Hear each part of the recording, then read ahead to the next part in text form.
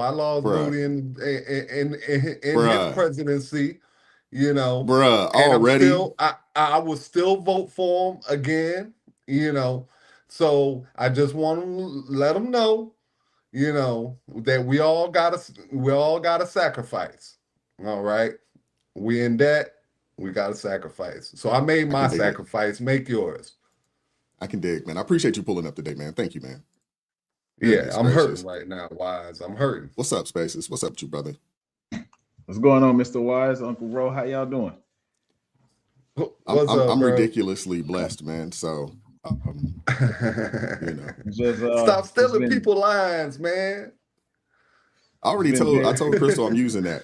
this has been very very busy. It's like 65-hour work weeks. So Oh wow, you getting it in, bro. yeah, Well, it yeah. sounds like you get into a bag. Oh So, yeah, absolutely. hey, I'm all for, the brothers getting out there, working hard. I don't have a choice.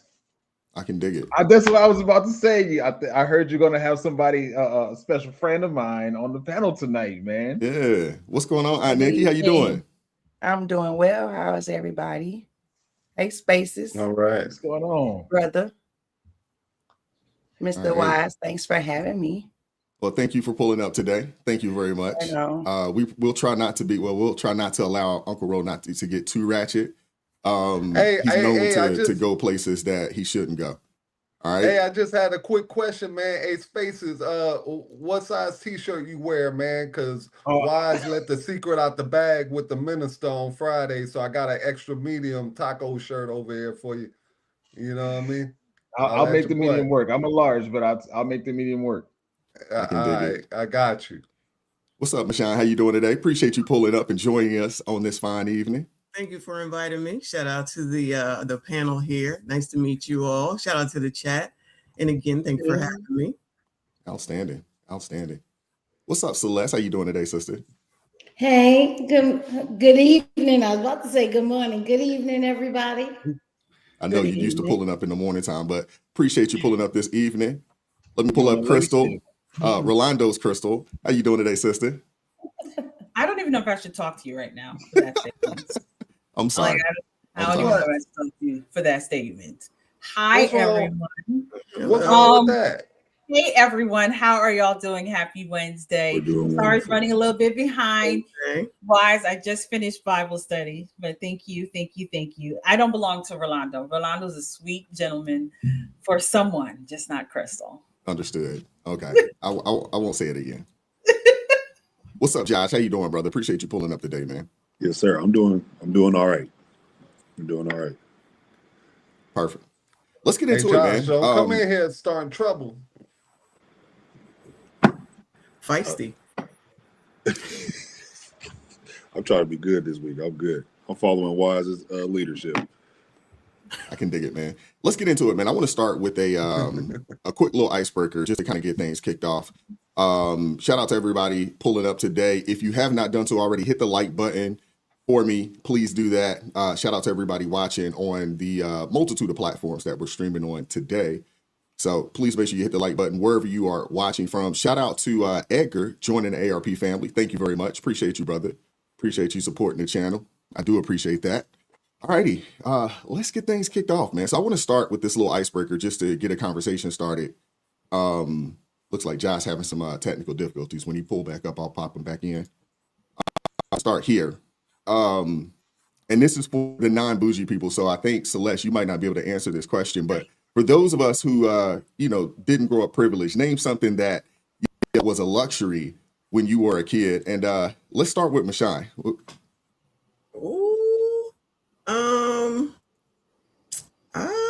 Maybe going to Hawaii. I still haven't been there yet. That's luxury. And I heard it's expensive. So that's the first thing that honestly pops into my mind. Okay. That's a Now, luxury, right? no, well, the question is, I guess it's the question more not necessarily something you would like to do, but name something that that you thought was a luxury when you were a kid. Okay, so going to Hawaii, you thought that was a luxury. You still don't think that's a luxury today? Yeah, I've never been there. So yeah, it's a luxury. Okay, I'm still trying. Mhm. okay. Bro, Oh, that's easy for me. Seconds. Second helpings. Okay. Oh, Okay. wow. You know, when you grow up in the house, man, and you know, you got 6 brothers, 2 sisters, yeah, man, there ain't no seconds. So yeah, I always thought second helpings was a luxury. Okay. All right, Eh, Josh. just saying. I can dig it. Yeah. Seconds. Wow. Josh can't hear anything right now. Oh, he's technical difficulties. Okay. Yeah. Whoever want to go next. No. Go ahead, Miss Nikki. Well, I actually thought Jello pudding pops was quite a luxury. I love Jello pudding pops. When I was little, they used to be at my babysitter's house, so never at mine. So I always thought they was a luxury. I thought Lexus and Austin Martin Vanquish and Disney World were luxuries. Okay. For me, food. I'm just kidding. No, I'm just kidding. No, just going on a vacation anywhere I thought was a luxury. It just seemed like that was just something that was so extravagant that it's not at the time for me. I didn't grow up knowing what luxury or not luxury was, if that makes sense. So just anything outside of my norm was really a luxury, which going to Florida is one thing that I can remember that was like, oh, something extravagant when I was a kid. So I would say like taking a flight. Got you. Okay. Celeste, you want to get in there? Oh, after you shame me. Having a summer home. Yeah. Okay. I still think that's a luxury. You don't think that's a luxury today? I thought it was Man, when you were a kid. Yes. Man, there's a lot of rich people on this panel. Let me I was tell about you, to say, like, man, hey, Jesus Christ, man, they make me feel inferior, dude. Oh, hold up, man. Let me go do something. Yeah, I think I might be bougie because this, you know, I mean, y'all. I can understand. I can Yeah, understand. y'all are pretty privileged, man. I mean, summer homes and trips to Hawaii. Okay. No, I didn't have a summer home. You said that. Oh, but you thought that's what I'm saying. But you know, yeah, man, I thought like something like going to Red Lobster. You know, like hey, we got a chance that like we was doing something for real. Oh, that was regular. That was regular. Yeah. I was expecting some humble answers. There ain't nothing humble about these answers. Right. I know, seriously. I'm sorry, that was regular. Well, Red Lobster would have been a luxury when I was 10. Like I was answering it from something that I personally experienced. That's how I interpreted the question. So I just that's why I said the trip, because it's not something that I regularly did or experienced.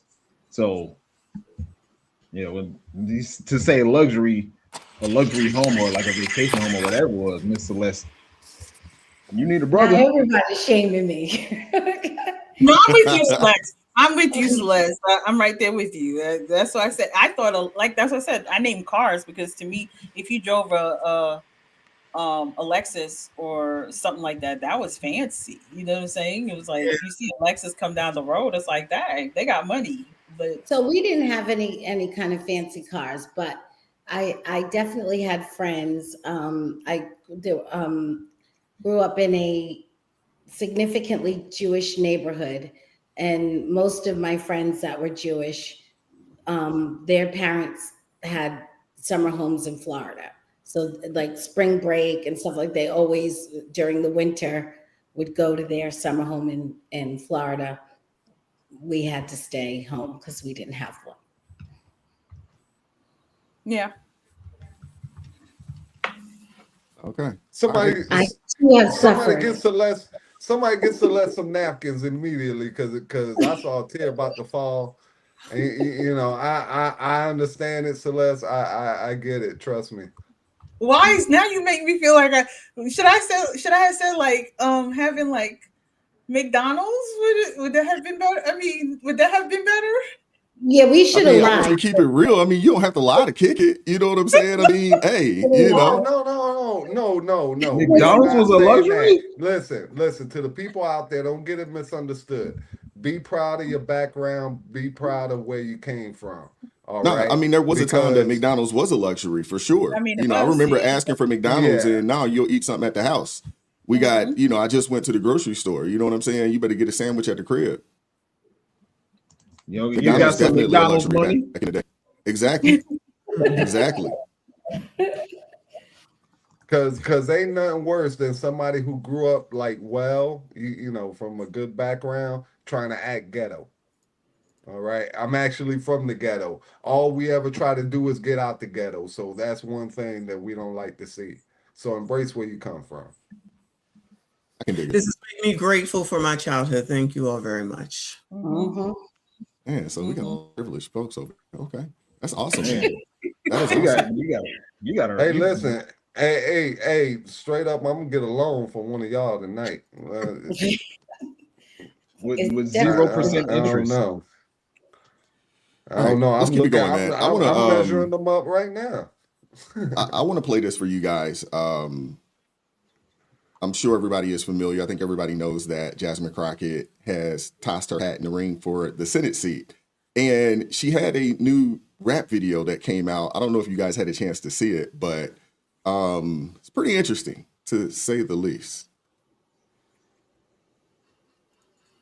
She ain't never scared and she ain't never been. Who else willing to go toe to toe against the president? I can't wrap my head around someone who votes Republican. She advocate for feeding kids, they protect the ones touching them. Trump invading his own country with an army, what a joke. We remember Pearl Harbor by illegally bombing boats. What y'all thought we wasn't gonna do nothing but they think again. They only trying to scare her out of running cause they think she win. Listen, thought I told y'all we ain't never scared. Now look who name on the docket. Got two words for every racist bigot living, Jasmine Crockett. Everyone in MAGA isn't racist. Yeah, that might be true, but in all of history, I never seen a Nazi flag be blue. So which side you wanna choose? Me, I hope my money goes to the side that isn't trying to say affordabilities. I hope she stand on business, all 10 toes. Texas tough, don't need no more bad built, bleach, blonde, butch bodies moving forward.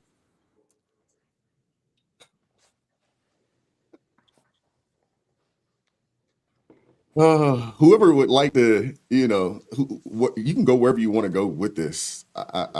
Nikki, Aunt Nikki, we'll start with you. What are your thoughts, man? Sheesh. I'm sorry, you would start with the new girl. I'm sorry. Every time I will give her that. Every time I hear beach blonde, big, like that just makes me laugh. But I mean, I think it's the same thing that it always is. She know her base. She know what's going to get them riled up. I wouldn't even call that pandering. Well, it's pandering for her because that's not how she really is. But just listening to the words, first I would say lawsuit, maybe defamation, a lot of it. But then she talked about history, and I'm just listening. And they saying we don't know our history, but their party is the history of the KKK. So I'm just a little bit confused on the song. I'm just really disappointed that someone like her would perpetuate this stereotype of us. And everybody looking at her like a representative, because I believe she is smart, you know, a beautiful girl, but her spirit is ugly, it's trash. And that's really all I gotta say about that. And the video was trash. So I'm trying to be good on your panel, so just Please. Crystal, I'll give you the next word on this. Is this the representation that Black women were looking for in America? Now you know how I feel about this gutter bunny, and I don't know why you always be pulling me to because you know how I feel about her, because it irritates me. It irritates me. Why does it irritate me? Because why do you think that is the way to connect with our community? Like the only thing you can do is throw on a rap song, create a rap video. which is like the worst rap video I've ever seen in my life. But you gonna put together a rap video and say this is how I connect. Y'all aren't smart enough to understand anything else. The only thing that y'all will understand is if I put on a rap beat and call it a day, and this is how y'all gonna come out and vote. She's irritating. She's very irritating. And no, we do not want to be. That's why whenever somebody says Jasmine Crockett represents you, I'm like, no, she doesn't. I don't know who she represents, but it is not me. It's somebody else. Whoever wants to claim her, you can claim her, but it's not gonna be over here. I mean, silver lining, at least it wasn't Meg Thee Stallion. I mean, silver lining, it was a completely different direction. Michonne, I'll give you the next word on it. Who was it? I'm sorry. Michonne. It was just because it wasn't Meg doesn't mean it was different. I believe it's the same thing. It's just someone different. And I had said earlier, or whenever I did my last live, she better not. Somebody in the chat said she better not bring out Meg Thee Stallion. Well, y'all, she did it. So just because it's not actually Meg, it's still the same thing, and she does not represent me. So if this is the best that she has to offer, which obviously it is, and there's the 92% that want to go ahead and vote for her, then have at it. But I think it's insulting, and I'm tired of this being the only type of representation to be shown for us. And that's why I say all the time, we are not all the same. I'm not part of the 92%, and I don't have time for this foolishness. And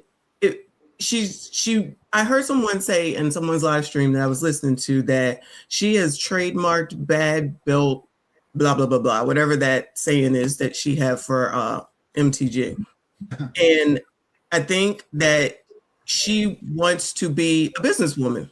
I don't even think she wants to be a government official. I think she wants to be on a reality show. I think that's where she would be headed, or have a spot on Charlemagne show, whatever that thing is called, or do something like that. She doesn't want to be a person in government. I don't think so anyway. She's always making TikToks.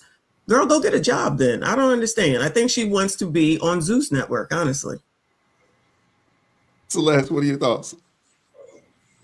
I don't think she's smart, and I have not seen any evidence of this alleged intelligence she is supposed to possess. Lots of people say that she is. I keep looking for it. I have yet to find it, and I think that she's making a huge mistake. I think she is running as a national candidate. And I think we'll see a lot more of this with different iterations from other Democrats, because I don't think that they have the facility and the party is giving them what they need so that they could actually speak to the issues that are pertinent to the people in their actual districts. So instead, what they are doing is trying to run national campaigns largely focused on Trump, the Trump administration, and other national issues. But I will hold out in case there is, some evidence of some intelligence, and we'll be happy to see it should it emerge. But thus far, I have yet to find it. Uncle Bro. Well, listen, I'm so tired of this lady right here. Number one, man, I'm kind of looking at her face, dude. I think she's going like the Little Kim, LaToya Jackson route. You know what I mean? Where she's just kind of plastic surgery, doing that. And every year, man, she's going to look more and more like a Thundercat. You know what I'm saying? By the time it's all said and done, dude, this is ridiculous. Then on top of that, you're going to shoot a music video, which we all know she loved being on camera. But you're going to shoot a music video with a gay rapper? Come on, man. That dude got a whole bunch of sugar in his tank. All right? Dude looking like an overweight Odell Beckham. He got like a little blonde thing going on. We talked about Odell last week. He got the little blonde thing going on. Dog, y'all got to stop doing those blonde tips and them red tips, bro. Y'all look like roosters. You know what I'm saying? It ain't a good look. But her running for, Senate seat in Texas, come on, bro. We all know that ain't going nowhere. It ain't going nowhere. I was in Texas for 2 seconds, dude. Literally, I drove through Texas, stayed at El Paso a few nights, driving through on my way to the Democratic hellhole known as California.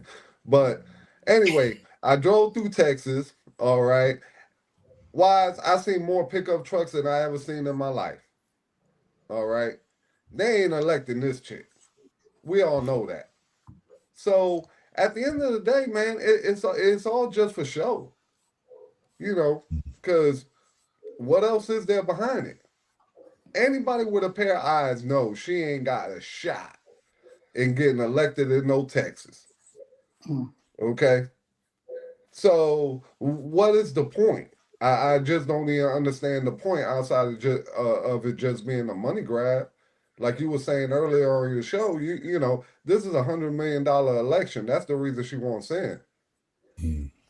But she'll look. But, She fought, though. That's what it is. She looked like she fought for us. She not fought for you. That's what it will look like. That's what they will think it is, in my opinion. A woman like Jasmine Crockett ain't no different than any other race grifter that you see out there right now. Pick one: Roland Martin, Al Sharpton, the snitch. Just throw them all out there. They all literally, when I see them, they have little price tags right above their head. This one costs this much, this one costs this much, and this one costs this much. And if you buy a group deal, you get a discount. You know what I mean? Because they all for sale. They believe in nothing. These are soulless people. They believe in nothing. Even when Kamala was running, okay, Oprah charged her, Al Sharpton charged her, Roland Martin charged her. These are all supposed to be your friends. How is it that Donald Trump could go on a show like Joe Rogan? He could go on the PBD podcast. He could go on these major podcasts, all right, and basically pay nothing. They just want to talk to him. But any podcast that she does, she got to pay. So these people believe in nothing. And once you see them for what they are, you're not surprised at how low they'll stoop. And that's pretty much where I'm going to leave that. Hey, Josh, how's your audio, man? Can you hear us? Yeah, his camera kept moving around. Wise, it looked like a deleted scene from Cops. You know what I'm saying? I was expecting for the police to bust in the door and start handcuff and drag out your boy. I can hear everybody but Wise. I can't hear Wise. Okay. He was just saying that he's trying to get your thoughts on the video. He already know I don't like Jasmine Crockett, man. That's the I feel like her video just the whole time. Can y'all can hear me, right? Yes. It just scares me, to be honest with you, because if she wins this, it opens up doors for other people like her or worse to have the confidence to jump in and start doing what she's doing. And like, it scares me, to be honest with you. So when I see her, I don't think anything positive. So I try to keep my comments to myself, especially where I live, like in Ohio. I think she has a lot of like followers up here, even though she's down there, but she has a lot of followers. She has a lot of influence up here from what I see. So of course I can't say nothing because I'm gonna get canceled locally, and I don't want that. But she scares me, man. And I've seen her talk, and it's cringeworthy when she talks, because she says so much stuff, and it's like, if you don't know anything, she'll talk you right into a ditch. Like, if you don't know the real facts of what she's talking about, she'll talk you right into damnation, pretty much. So I'm gonna try to keep it as positive as possible. That's as good as I can get with her. Wise knows I don't really fool with what y'all call her, Jasmine Ratchet, or that's her nickname in the streets, and for the crock pot. The crock pot. Crash Out Crockett. Crash. Bunny, Jasmine Crochet. Whatever. I know y'all got all the nicknames, especially Crystal. I know she got all the nicknames. I think she got. Did anybody? Well, if you Jasmine Crockett, Crystal, what Bible verse would you give her to study? I would give her the entire book of Proverbs. Proverbs. I knew it. I I was knew gonna say it. I Proverbs. knew you were going to say that. I knew it. Proverbs 31, I would want her to read that and then jump over to Galatians 5 because I need her to understand what the fruit of the spirit look like since she is the daughter of a pastor potentially. I was gonna say she's a PK. Yeah, she's a PK, so she should know what the fruit of the spirit looks like. But for some weird reason, she doesn't know what she's supposed to be doing. You know, I would hit her with Galatians 5:19 and hit her with the works of the flesh first. Mm-hmm. Jeez. Ooh, You know y'all what got. I mean? But, What do you think her parents think? Or does she go home and tell them like, "Hey, this is an act. I know y'all know me. I'm not really like this. I just have to put on like this to get to get the black folks to vote for me, and I got to get out here like this." What do you think her parents think of her? Anybody? I'm afraid. I don't think they care. I'm afraid. I'm with you. I'm with Aunt Nikki. I agree. I don't know if they care. I'm like, if it was my home, oh, my parents would have snatched me on the stage. Have you lost your mind? If I'm on live here and my parents are here and I say anything out of whack, they would bust up here. What did you just say?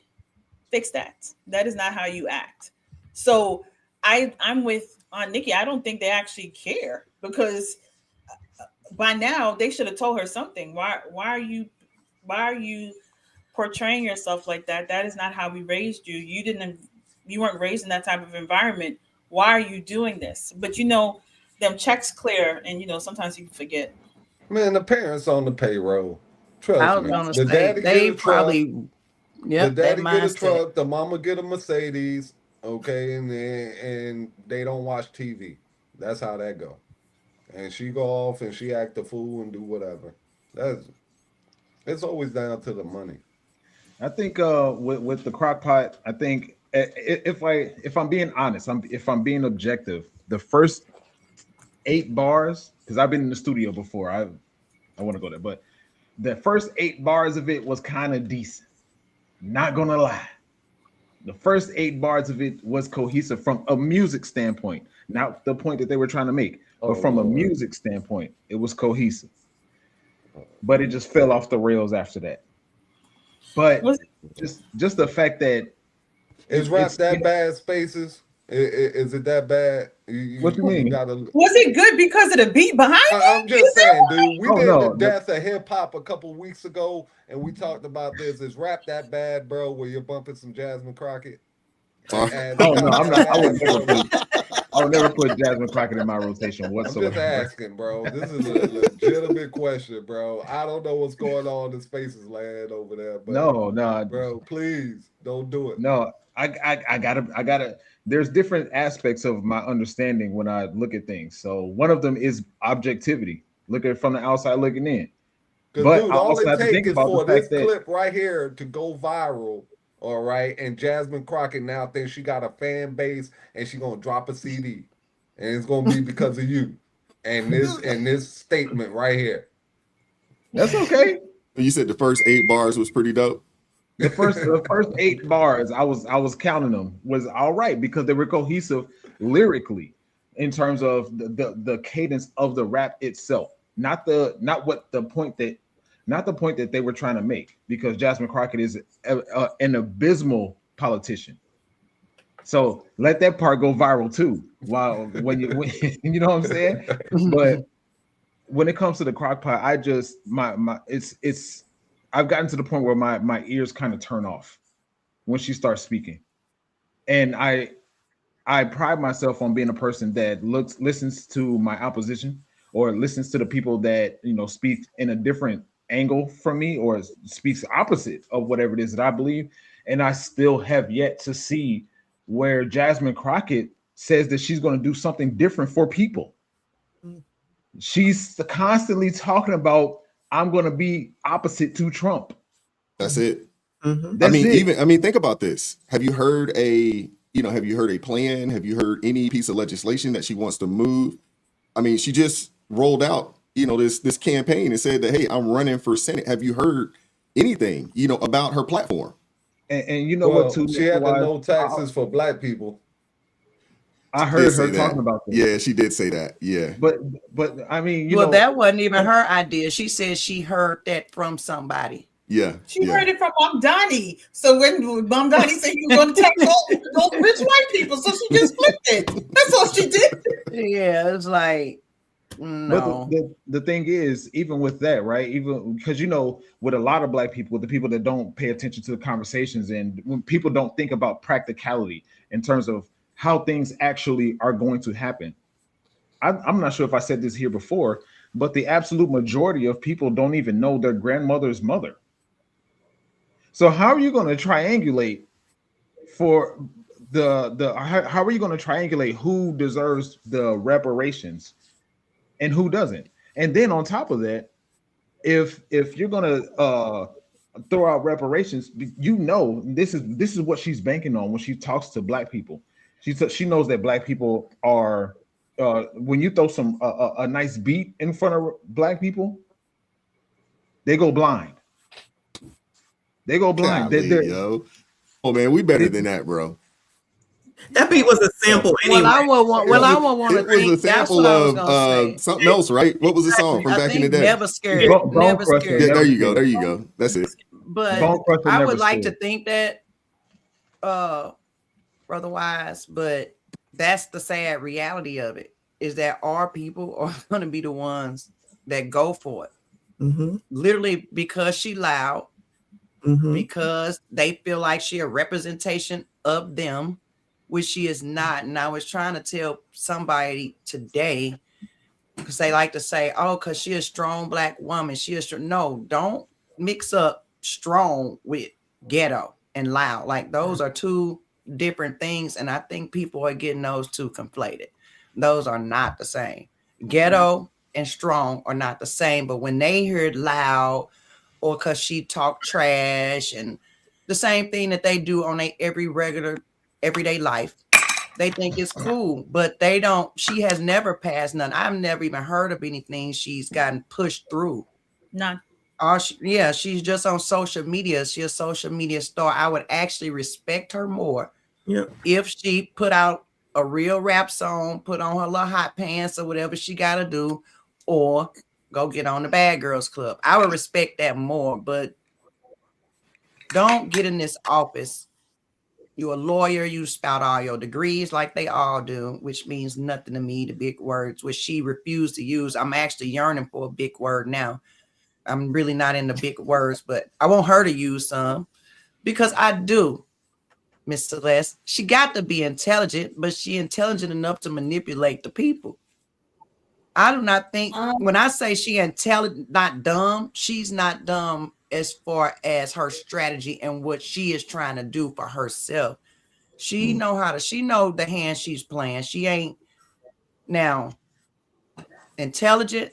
You're right. That might be different because now I'm just gonna separate the two. Intelligent, smart. Intelligence is another level. Wise is another level. I don't think she's those. But she's not dumb by far. None of the libs are. That's why they played the long game.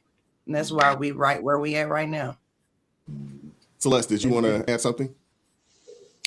And I'm gonna go with Auntie on this.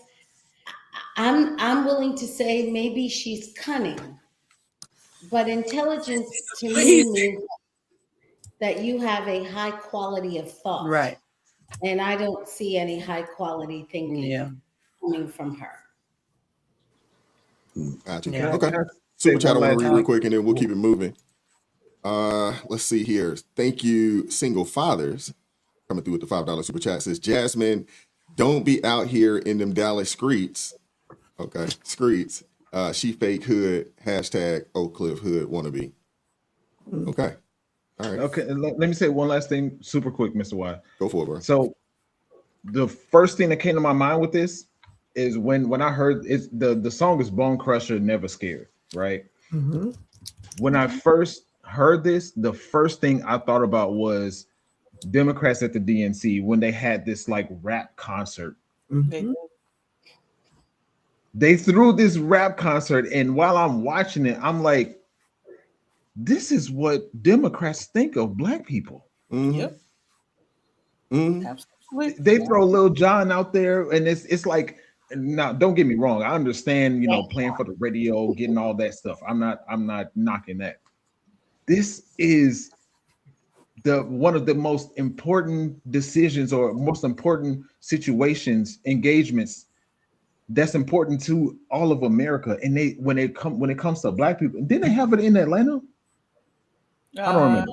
I don't know. Yeah, No, they had some type of Chicago. rally in Atlanta when first Kamala. rally. That's when Megan That was Stallion pulled Megan up, Stallion. and Yeah, that was the Quavo and a saying, few like, others. Black women. This is what Kamala Harris, 92% of Black women that voted. This is what they think. Glorilla and Yeah, but you have a lot of Megan people that Stallion. defend this, though. You have a lot of We people not that the same. defend the behavior. I've not heard the people same. defend the behavior. I've heard people say, well, they got to do this in order to, they justify, acting this way or, being for certain things because they got to do it in order to get the position. They're okay with someone lying, to their face or doing whatever they feel like they need to do in order to make it. I've heard this from people. I'm not going to call anybody out on the show today, but I've heard this, so there's a lot of people out there that defend the Hey, behavior. Wise. Wise, before you jump on to the next topic, I just want to say to Dion, hopefully she feels better and that we'll see her next week. And in the meantime, I'm gonna send her one of my inspirational taco shirts, to give her that little bit of comfort that she needs to go ahead and pull out of the slump that she in. So You I'll see see why I you had to next get week, you, girl. Wise? And You see why I had to get you, Wise? expect your shirt. I got you. See why I love you, Wise? You see why I had to get at you for that? You see? Do you see? Look, she's appreciative for the tacos and fornication t-shirt. All right. Shout out. Oh my Exactly. God. One other, can I I say found one out, other thing? She's my muse. I found out my muse is sick. I got to throw a shout out there. Go for it. I was just gonna say one other. I didn't know if any of you all heard. Also, I had seen a report come out today about how the GOP actually manipulated her and kind of gaslit her into running with those polls that they were putting out. A lot of those earlier polls that's saying that she could win were put out by the GOP. So That's hilarious. Thank you for that, Auntie Nikki. I needed that laugh tonight. Thank you. yeah, so it's definitely a big troll. So we'll see what happens. It's gonna be interesting, and hopefully we can all get some content out of it. Oh, we will. Amen. Amen and amen to that. Thank you. But I said that the other day. She's definitely the gift that keeps on giving for sure. Let's keep it moving, man. I don't know if you guys heard about the teenagers that decided to, instead of playing a football game, they decided that they're going to, go on a stealing spree down in Florida. The Cocoa Tigers. Found out. They won the Play this for you guys. I want to compliment the Cocoa Tigers. They won the championship after finishing the season 15-0. It was the Atlantic Coast Youth Athletics Association. And they beat the Thoroughbreds 26-6. I mean, they didn't just beat them, they ran over them. And the Thoroughbreds were from Philadelphia, Pennsylvania. Now I want to introduce you to 8 of the Thoroughbreds. And here they are. You look at the Thoroughbreds and you find out, what were they doing? What were they doing on Saturday morning? Well, let me tell you what they were doing. They Ubered from where they were staying. They had come from Philadelphia, Pennsylvania, down to the Dick's Sporting Good in Posner Park. Not only did they Uber down there to shop, they had no intentions of paying for their product. So they came into the store in 2 groups, and they began to systematically steal product. And that's exactly what they did. They stole, and they stole, and they stole, and they stole, and they stole. Yeah, how do you like that? This is everything that they stole. And guess what? As we've said before, you can't go any place any time that you're not on a camera. So Dick's Sporting Goods knows that they're stealing because they're watching this systematic, organized theft ring called a football team. Now, not only did they steal 47 items, but ostensibly they may have cost their team the championship and the football game, because I don't know if these all were starters or not, but I can tell you that we were finishers. We arrested them. We took them to the Juvenile Assessment Center and we put them in lockup. But I want to introduce you to their coach. His name's Raynon Bynes, B-O-I-N-E-S. So when we notify the coach who is responsible for them, you would think he would be interested in holding them accountable and responsible. Instead, he goes to the deputies and begs them not to take these young men into custody. Oh, don't arrest them. Drop the charges. Let them go. And then when we said no, then they go to Dick's Sporting Goods, to the manager, and said, oh, don't charge them. Don't charge them. They were not taking bubble gum, one piece to chew. They stole over $2,000 worth of products, over 47 different products they stole. Child, Dick has insurance. It's okay. Yeah, they do. Sorry, Philly. Sorry, Philly. My bad. I'm sorry. This is Look at hilarious. Celeste's face. They didn't know what county they were in. No, Polk County serious, man. You don't play down in Polk County for sure. That's like one of the worst counties to even That's think my about country. committing a crime in. I work in Polk County all the time. And they don't play over in Polk County. And I love me some Grady Judd. Let me tell you, that dude right there, man, he make us proud. I shed a tear when I'm talking about old Grady.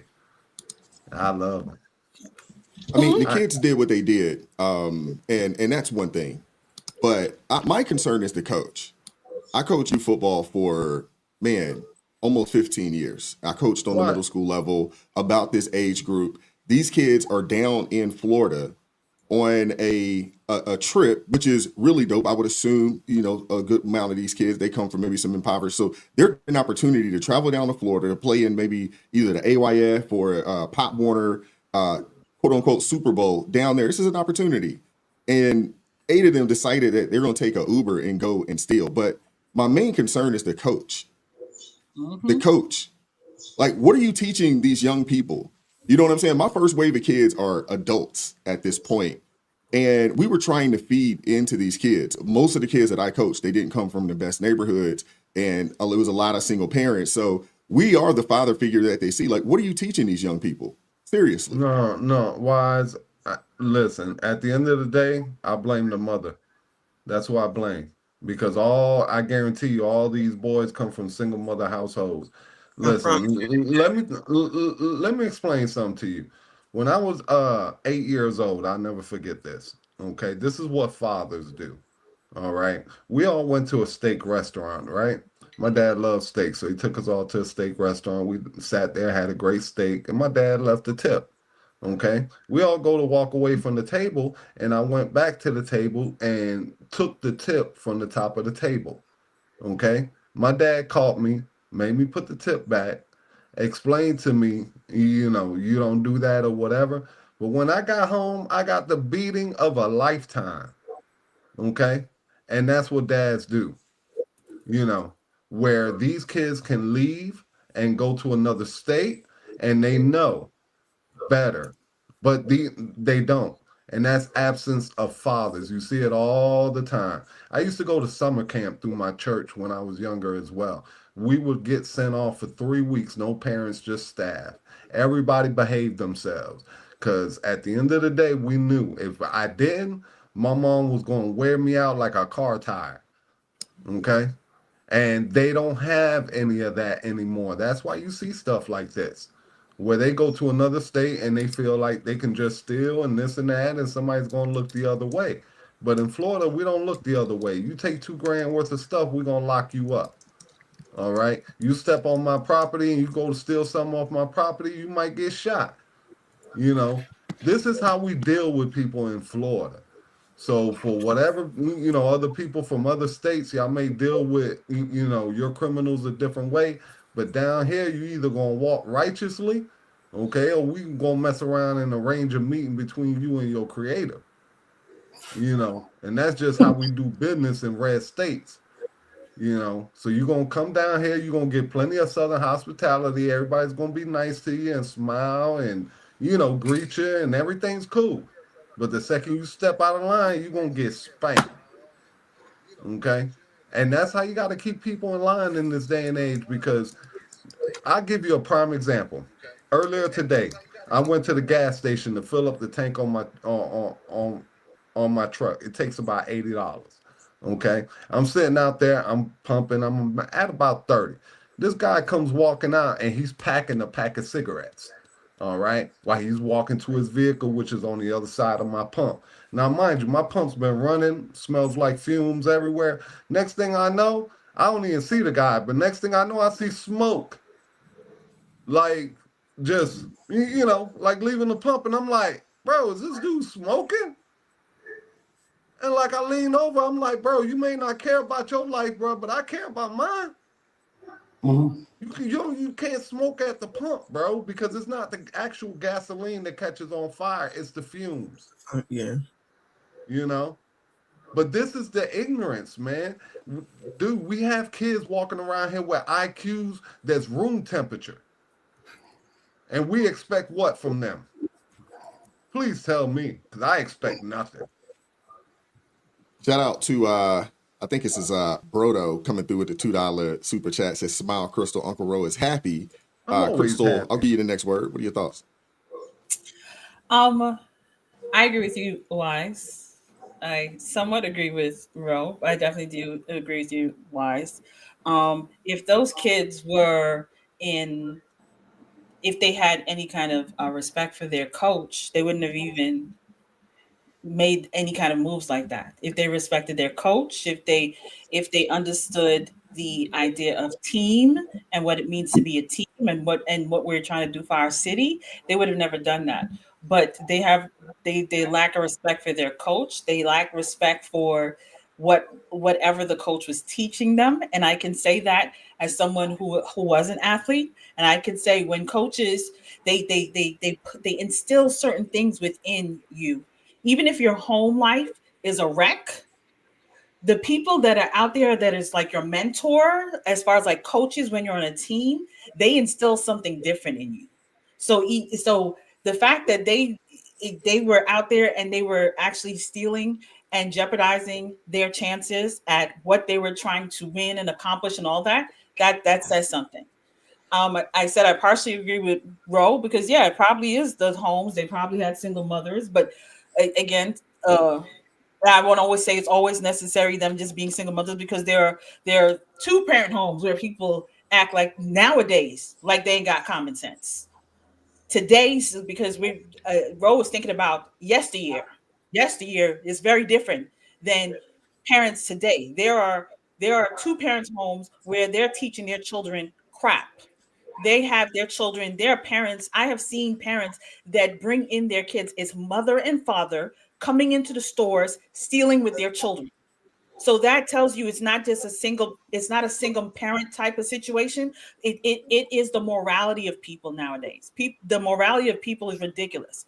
And because we live in a society where everyone lacks accountability. They do not want to take accountability for anything. So the coach is like, let's just let them pass. It's okay. They stole 47 items. I know, but we trying to, They have to face what they did. There are consequences for their actions. And this is the problem. People like to skate past that.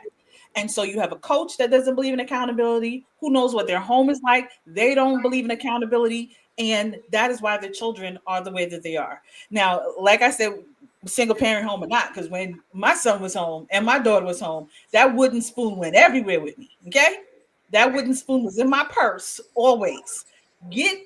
Act like you ain't got no sense. See what's gonna happen. See what's gonna happen. We will disappear in the bathroom, and you'll come back out right. I don't play, and I'm a single mom, but we don't play that game. Exactly. No soft parenting around here. We do real parenting around here.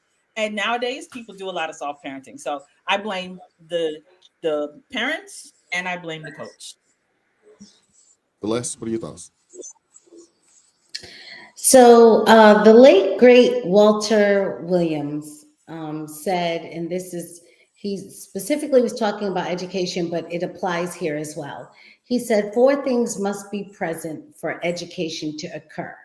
And the first was someone has to be there to wake the child up at night. Someone has to be there to put the child to bed in the evening. Someone has to be there to make sure the child does their homework. And someone has to be there to make sure the child minds the teacher. And he asked the question, who is capable of doing that? Can government fulfill those 4 things that must occur for education to happen? So if you take the last one, which is that someone must be there to make sure that the child minds the teacher, the same applies for the coach. It is because the child doesn't have any respect for the authority at home, which is why the child does not have any respect for the authority outside of the home, which is why they can be caught on camera stealing, wilding out, acting a plumb fool. If they had any respect for authority at home, they would not behave this way. I loved the sheriff, but I wish the sheriff would have gone a step further. I am tired of seeing pictures of these criminal children as if they are adults. Show their parents, shame their parents, put their parents up there and ask their parents in front of the community that their parents live in, why doesn't your child respect you enough to behave differently out here? We have got to stop coddling parents and treating children like they are adults. Every time you see a child committing a crime, there's no one standing with that child. They let these parents be in the background, and they let the child stand in the front as if they're their own individual of age self. They're not. Their behavior they are not those people. Their parents must be brought in and brought to the public. Now watch, when the child is a victim of something, then the parents are standing right beside them. And especially if there's any money to collect, they have no problem finding the parents then. But as soon as the child is the criminal or the perpetrator of the crime, he gets to stand alone, and the parents basically get to go on and live their life as if, untouched and unblemished by their child's behavior. Stop putting up pictures of these children. Show their parents. Does anybody want to, add anything to that or refute? Don't whoop the kids, whoop the parents. Don't whoop the kids, don't whoop the kids, whoop the parents. Listen, It's a long lost art. Wise, It's I'm a whooping long lost everybody. art. Okay, It's a I'm long whooping lost. everybody. No. If I'm the parent, listen, you ain't getting out of line because I'm slapping people to sleep. Okay, we're going old school. All right, where you go to sleep with the wet face. You know what I mean? And you wake up because you've been crying so much, your eyes stuck together, your eyelids stuck together in the morning. You think you blind. You just laying there. I can't see. Nah, it's because you've been crying all night. See, that's how you get them right. Because nowadays, this soft parenting, that's all you see. Parents want to be their kid's friend. Bro, your kid is not your friend. They don't pay bills around your house. They don't help out. They don't do nothing. You got to take care of them. So how is they your equal? Stop treating them like they your equal. They not your equal. Your socialists and everybody, they put a wraps on that decades ago. And it took me to now that I'm finding out everything, this has been the plan. That's why I say they played the long game. When they start, and I can't remember if I was in high school, what grade I was, when the whole thing about you can't whoop your kids, no corporal punishment. They was telling the kids that don't apply in Spanish households. I'm Spanish. Well, I understand that it don't apply. It don't apply in a lot of households. But what I'm saying is, it don't apply in a lot of households. But you got to go. We were getting reprimanded wherever we stood, wherever the crime happened, the act happened. That's where we got it. But now you can't do that in the grocery store because you got some white liberal Karen over there saying, "Oh my God," or somebody trying to call the people, or you got your kids that were trying to call and threaten. The kids are calling. Parents. Yep. Oh yeah, calling, threatening. So this started a long time ago because I remember my mom and I would hear the adults say, "You don't want me to do nothing with them now. Don't come calling me when they're in your courtroom." I remember these conversations happening. They want lawlessness. We are in Revelations. They like to say Jesus is on the way. No, he is here. He like up the street. He right up the street around the corner. The kids will turn against the adults. Right will be made to be wrong. Wrong will be made to look right. Like the Euphrates River dried up, war, all of it. Like we're here. So my thing now, I just say throw the whole culture away and start over with our babies. We got to start in the household, get these babies and get our different code. We got to get our minds right. Our kids, if they in their 20s, trying to get them together so they can raise their kids right. Arranged marriages. I'm with all of it now. I'm just going to go straight. I agree with you on the end of days because Robert just came in looking like the devil.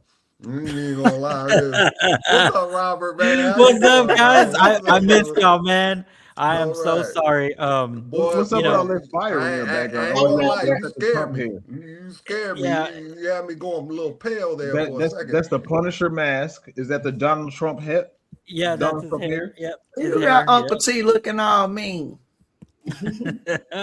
No, but Nikki was saying, I agree with everything Nikki was saying. And honestly, I think that, and I hate to sound so soft, right? But I agree with Rolando in the sense that life is what I've learned. In the 40 years that I've been here in this earth, I've learned that there's a balance. You don't want to be too strict, but at the same time, you don't want to be too soft. So there's a difference between telling your kids something and then teaching them, and sometimes when we give these lectures, we don't really focus on teaching them the moment of their mistakes, right?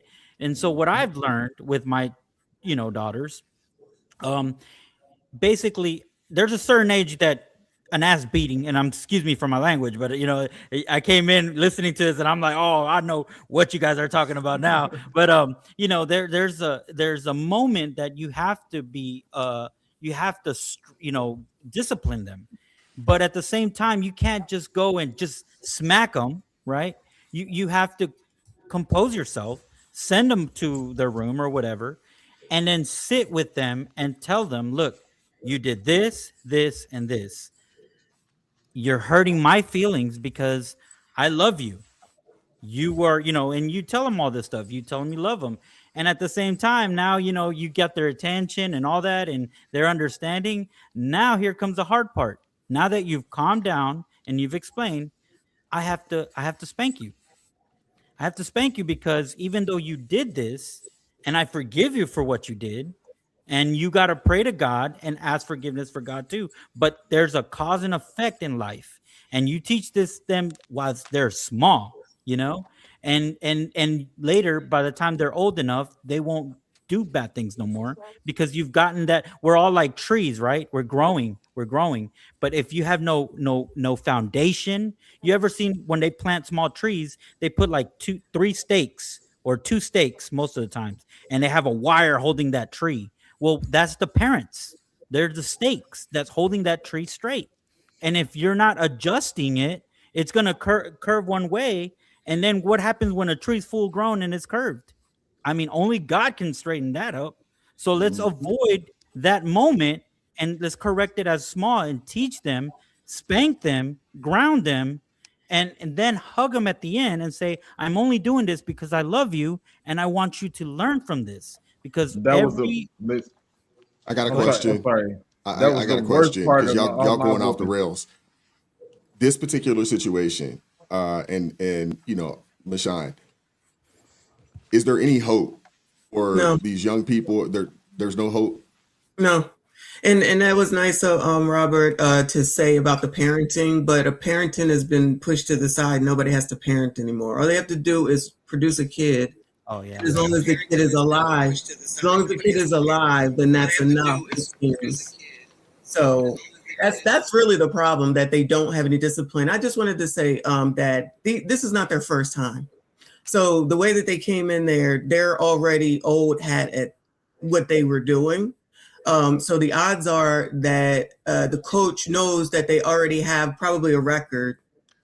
Not only will they have to forfeit the game, but they could conceivably be in more trouble once they get home, allegedly. But I would put I put money on that. And so then that means that they're going to be in more trouble. The parents don't want to deal with it because parents just don't have to parent anymore because it's just not a requirement. I don't disagree with what you're saying. But even when you all were talking about, you know, if you try to discipline in public and they'll call and then they'll be held accountable, there's that, which I don't even think that matters, because I've been saying hold the parents accountable, especially when they're minors. I don't understand why that's not a thing. It's not like these are people who are out here in the world producing something for society. There's someone that's in charge of them. And if you don't make them accountable, then they're never going to make these kids accountable, because they're just like, okay, whatever, and then wait for it to happen again, unfortunately. And it's Philly. Sorry, Philly, but it is what it is. Hey, Wise, you know, I never really got hit in public. All right. That wasn't a thing in our house. All right. Whether we were in a supermarket or something like that. And the only place my mom ever hit us in public was in church. Mm-hmm. All right. I got slapped one time in church. I just heard some anonymous dude say hallelujah. And I was just like, what going on, man? You know what I mean? But that's the only place I ever got hit in public. You know what I'm saying? Outside of that, it was always wait till we get home. You know, and in the Spanish house, you knew better not to snitch. You know, you better not call nobody but God. All right. Because, bro, if you hit that CPS hotline, you are really done. You thought it was bad before. All right. You don't even want to see what the aftermath going to be like. So that was never a thing. You know, you just wore it and you went on your way. You know, but these kids nowadays, they feel emboldened to be able to call CPS on their own parents, you know, and that kind of stuff. I don't know where that boldness came from. Maybe it was from these liberal schools, you know, putting that into their head. It's the indoctrination in the schools. You know, I mean, exactly, because they're being told that they can do this. I know someone that this just happened to, like right before Thanksgiving. Young lady got caught sneaking out the crib. Her mom caught her, tore that tail up. Mind you, this is an 8th grader. And she called the police. And right before Thanksgiving, mom went to jail. Yeah, this happened right before, and she got out of jail Thanksgiving morning. But this is real. You see the progression, because we just talked about this a few weeks ago about capital punishment. You know, me and you went to, and maybe some other people on the panel went to school when there was still capital punishment. You know, we've gone from that to this liberal stuff you see now, where kids are calling, you know, CPS on their own parents. You know what I mean? And that's happened. Yeah, but the teachers were different. The teachers were a different breed back in the day as well. Yeah, I agree. I mean, today's teachers, in comparison to the teachers that we had, you know, in the 80s and 90s, I mean, honestly, there's no comparison, to be honest with you. There's no comparison. So just imagine if we don't get a hold of these kids that's going into the field, the ones coming out of college that's going to be teachers and in all these fields, and we know that this ideology, this mindset, which across the board is messed up, but even if we just talk about the kids crime, because it's all going to lead to the same thing, poverty, they're going to be in the schools. Like for me, that's why I'm trying to get myself in a position. I got 2 smaller ones left that I really just want to pull them out of that system and homeschool them, because I've had to have meetings at schools. I've had for talking politics when they were like in the 3rd grade. I've had to go up there because it was a book sent home. That's when I found out that the board didn't even have to approve books that teachers was bringing into school. I just assumed that they all had to be like verified or whatever. Well, I know that now. So that's kind of how I got on my, like, a part of my journey. Like, you hiding stuff, our people don't know what's going on. We so worried about buying clothes, going out, smoking, and then going to church just to be going because somebody told you to go. And you don't know what's going on around you. The world is falling apart. You got Christians being persecuted, kids out of control.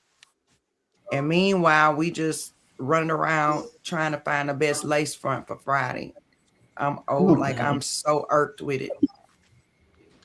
I love it. Thanks for hold on a second. Hold up, bro. Bro, I think Joshua wanted to get in, but because he's delayed behind, he didn't get to thing. Because he can't hear. He can't hear you. Let me see if I can unmute him. Because he's delayed.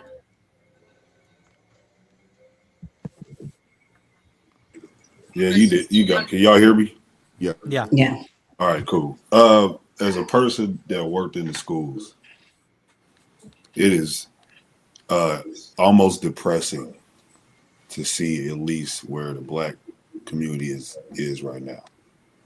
I feel like we should take what Auntie Nikki said, but I almost think we should just make our own colony somewhere, buy some land, and just start all the way. Just start over. Just get some money, start some land. We got our own rules.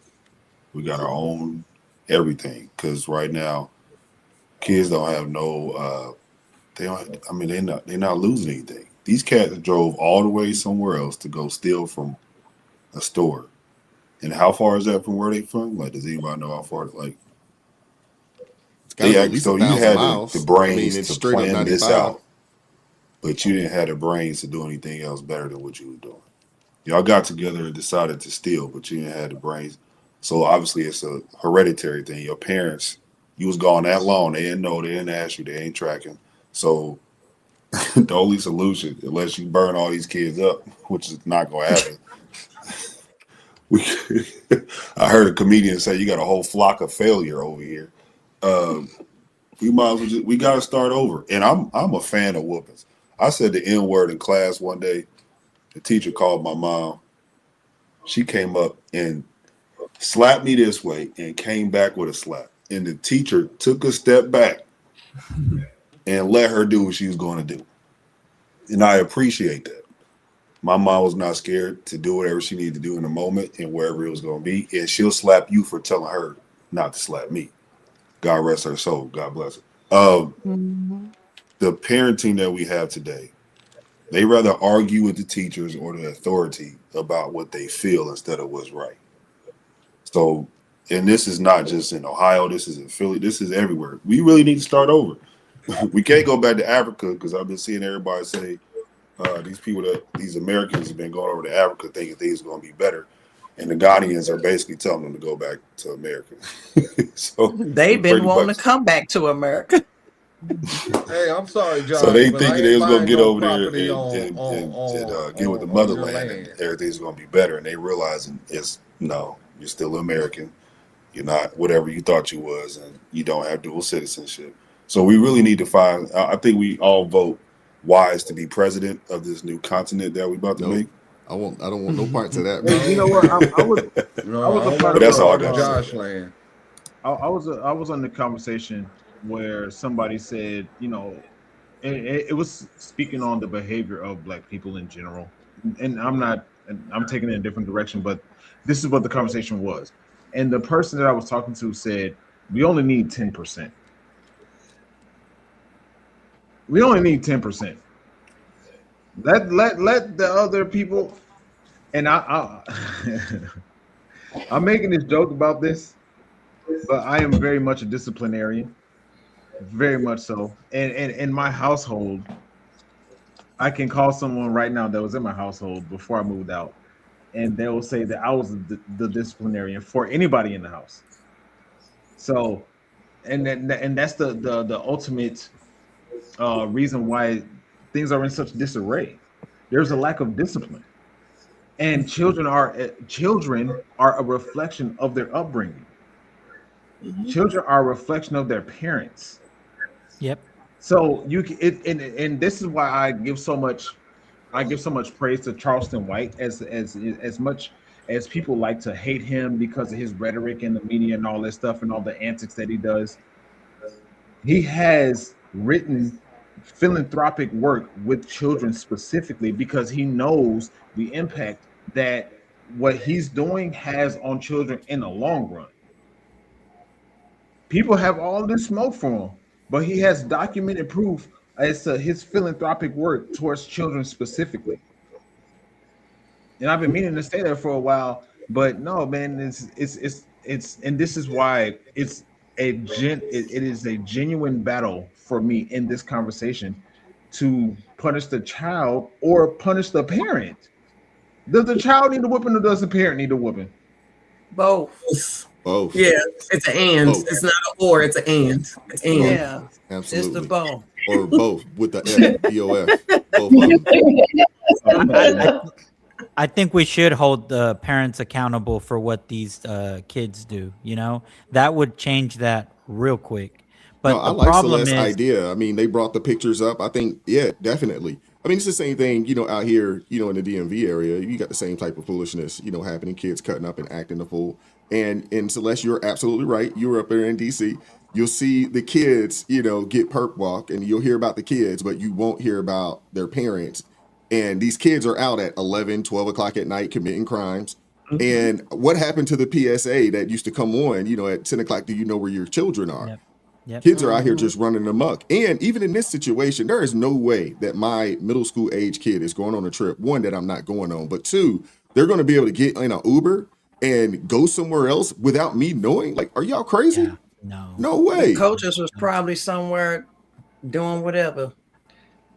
Just they wasn't being supervised. Apparently they got up way early before the game.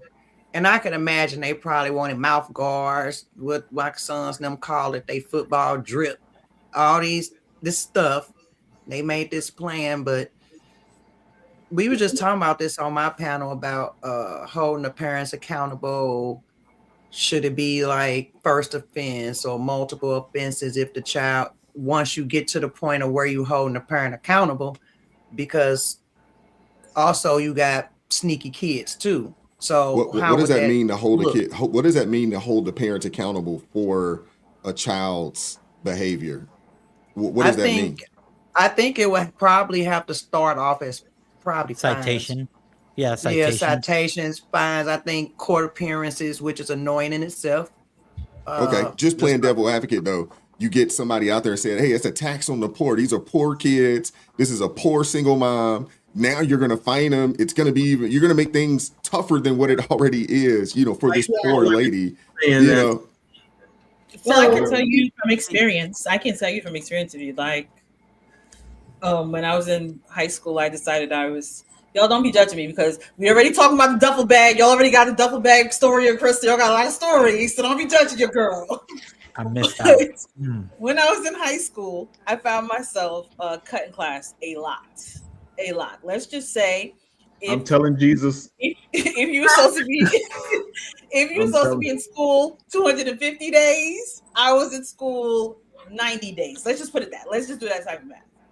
And they basically, because my parents were working, again, that's why I said it doesn't matter. I know Uncle Ro was talking about, single parents. I had both parents, I had grandparents, I had everybody. I just knew how to maneuver the situation at the time.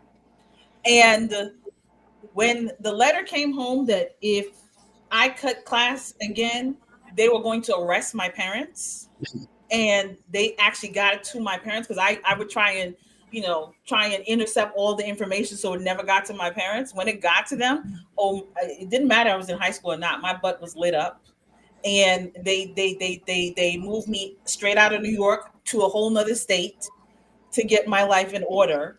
But it was knowing that they could face time in prison for me not doing what I was supposed to do. So the fines, I agree, or even them facing time in prison for what their children are doing might shake them up. Now you really need to parent. Like, this is no joke, because now you about to get me locked up for your foolish decisions. Tell I them think to lose their benefits. That might help too. Yep, make Why? No more benefits to buy them lace fronts like Auntie Nikki and Michonne were talking about. No more lace fronts. That You that can't you Messy Michonne. Ooh, you trying to get them? You trying to send them into a downward spiral? You ain't got no weed budget. You can't sell them stamps for that $40 bus. Yeah, all of it. No, that should be the threat. That should be the that is a good one. I did not think of the benefits. And you know something? Crystal grew up in New York. I grew up in New Jersey, and we grew up about the same time. She was born in 80. I was born in 80. All right, let me tell you, Crystal grew up where I grew up. We be running them project buildings together. All right, she knows she loves some of this Puerto Rican right here. Celeste, I know you wanted to add something. Go ahead, Celeste. Hold up. Why? Let me tell my story right quick. Let me tell my story. You know, because I tell you now that she's been saved, now she want to rebuke me. You know what I'm saying? When back in the 80s, she would have loved me. All right. Just in the 80s, y'all were in kids. Y'all shouldn't even been thinking like that, bro. What are you talking about? Guys, thank you. I was not playing like that when I was a kid. Rolando, y'all could have ate rice and beans out the same bowl. Celeste, you're supposed to be my sister, Celeste. What are we doing, Celeste? What are we doing, Celeste? Because look, if you think I got the baby face such a nice picture. If you think I got the baby face now, you should have caught me in the 80s. I really had the baby face then. I'd have went ahead and put that Riz on her. And let me tell you, she'd have been out of there. You know, now I put the Riz on her and then brought her over to the house, fed her, you know, some rice and beans and a little coquito. Celeste and Wise, we are going to have a meeting later, Celeste and Wise. We're going to have a meeting later on about this. I apologize. But Wise, you said something about basically saying that would be a tax on the poor. First of all, I'm fine with that, but I think what we really have to do is say, no, that's a tax on behavior. It's not a tax on the poor. It's a tax on behavior. And you could actually go to the public with that and say, we are taxing people who are poorly behaved, regardless of their socioeconomic status. So if you're wealthy and you behave poorly, your parents are paying a tax. Now, then the question people can say is, well, that won't hurt the wealthy as much as it will hurt the poor. Well, in fact, nothing in life hurts the wealthy as much as it hurts the poor. So unfortunately, we can't fix all of the circumstances that come in life. But what we can do is provide, to the best of our ability, a way that people who own stores or who shop in stores or who live in neighborhoods and who ride buses and walk streets and go to and from school can have safety as a normal experience as a part of their quality of life. We have got to stop saying we are going to give up these things on behalf of these wilding out children. And Thomas Sowell said that basic economic theory is that what you tax, you get less of, and what you subsidize, you get more of. So the fact that we are not subsidizing we're not taxing bad behavior is why we're getting more of it. Until we find a way to tax it, and it doesn't necessarily have to be in the official formal tax, in the tax system that you pay at the end of the year. Maybe there are other ways to do it. But the fact of the matter is we have got to stop rewarding bad behavior because that makes us complicit. Mm-hmm. All righty. A couple super chats I want to read. We'll keep it moving. Let's see here. All right. Shout out to Supreme, been a member for 17 months. One of you guys. Those children behave like their mothers. All right. Shout out to the Energizer Bunny coming through with the $10 super chat. Says, bless their little hearts, thinking they can get away with that. Ask Ro what that means. Okay. I think we got that. Shout out to Brodo coming through with the $2 super chat says, yes, sir. Is it Chihu from Oahu? Stay blessed. Okay. Appreciate you. And shout out to the Energizer Bunny coming through with the $2 super chat says, you want hope for the future. Meet my 12-year-old. Okay. Appreciate the super chat, bro. Let's keep it moving. I'm not 100% sure if this is a skit, but I found this right here, and I want to know if you guys have an issue as the snap crackdown continues. Breaking news. If you have a BBL, lipo, veneers, tummy tuck, guess what? Donald Trump said you can no longer file taxes, receive food stamps, Section 8, housing, WIC, or any type of government assistance starting March 2026. Because if you have money for all of those things, you got money to pay your rent, get you some groceries, and all of the above. And I feel like that's actually a good ass idea, and you can't file taxes either. Starting March 2026. Yeah, y'all be spending all this money on these BBLs. If you got $20,000 for a BBL, you can pay your rent up. You can buy you some groceries. You don't need the government. Alrighty. We'll give it to you, Nikki. What are your thoughts? I don't know if this is true. Is this true? Is this factual? Y'all heard this? Nah, I don't even know if Donald Jaquavius Trump would like a bust down, or he know what BBLs and cosmetic surgery. I don't think he said that, but I get it. And it's basically just what we were saying. I was just thinking about that the other day. I was at the mall. You're just out, just a lot of different places. And I was thinking about the whole food stamp thing and how they was whining, the children are going to be hungry. Oh my God. And I'm just looking around like they not broke. They are not broke. They still at the mall. They still at the bar. They still at the restaurants, kikiing it up. They still everywhere. They still, Black Friday was like, everybody was out. Oh yeah, Black Friday was booming. Yeah, Black Friday was popping. I didn't even know we were supposed to be boycotting, but whatever. Yeah, so yeah, get rid of all of it. I love the fact, because when I was coming up, I was on government assistance because I had my daughter young, like a lot of us. That's when Clinton put those stipulations in place. We had to physically, you could only be on there 5 years total to get the cash assistance. So it wasn't consecutive, it was just total. 5 years total.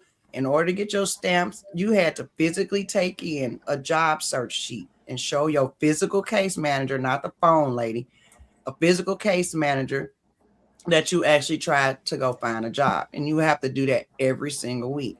What made me know that that was not the life for me is because I don't like people in my business. You get tired of doing that. You want to do better. Who can live off $234? So I don't even understand where the mind. I think some people just got it and they don't, like internally where that mindset comes from, because assistance should be a leg up, not out.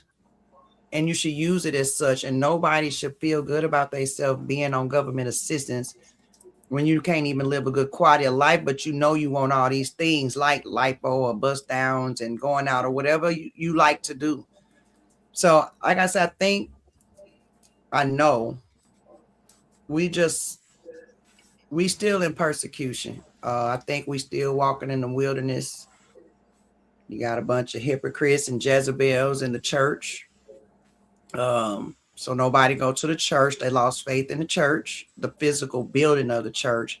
But then that gave them leeway to go out and find other avenues to try to figure out the truth once you figure out everybody's lying. But then that's dangerous too. So then you got them taking God out the church. So, I mean, the bottom line is we just in a spiritual war. And once we realize that and know how to fight it, it's not going to work. Like nothing we do, nothing we say is not going to work because it's all planned. And anybody that know that book or know a little bit about the book, we know how the story ends. So that's the only hope I actually got. Michonne said it wasn't no hope. I don't think it's hope for this set of people. Yes. But I do think that I think he's doing a hard reset right now. I really feel like God is doing a hard reset. He pushed the reset button, and that's why you see so much seem like chaos going on in the world. But it's actually everything realigning back up. That's why we're having these conversations now. That's why you see a lot of the conversation. I'm gonna call them concubines. They call it polygamy. You see a lot of conversations coming up about arranged marriages now, how to get our kids together, trying to get these young people to get married earlier, be a wealth. So, I mean, I agree with you. I'm speaking specifically like about kids like that, because that's some of the stuff that I cover regularly.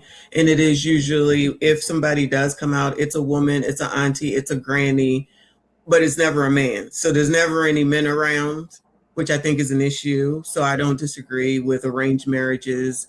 And unfortunately, people weaponize their children. They don't want them to see their father. So I think that's definitely a big part of it. So, and I used to dole out benefits, so I know exactly what you're talking about, which is why people having a fit right now about having to do 20 hours for food stamps. I just don't understand what the hoopla is about that. Yeah. Like, why wouldn't you want to? Like, why wouldn't you want to? He's not even saying you have to work. Right. He said you can go volunteer. They could go to school. Once I Right. went, and this just a little bit about myself, because I was on assistance, and I'm like Crystal, baby. When I say I wasn't trying to be up in there, as soon as that bell rung, I was out the other door. And so I get it. I ended up getting my GED after I had kids and everything. So I ended up getting my GED. But once I got that, I got it just so I can get a regular job, because people had started requiring that you have a diploma. Oh yeah, I'm like, okay, I got to go do something.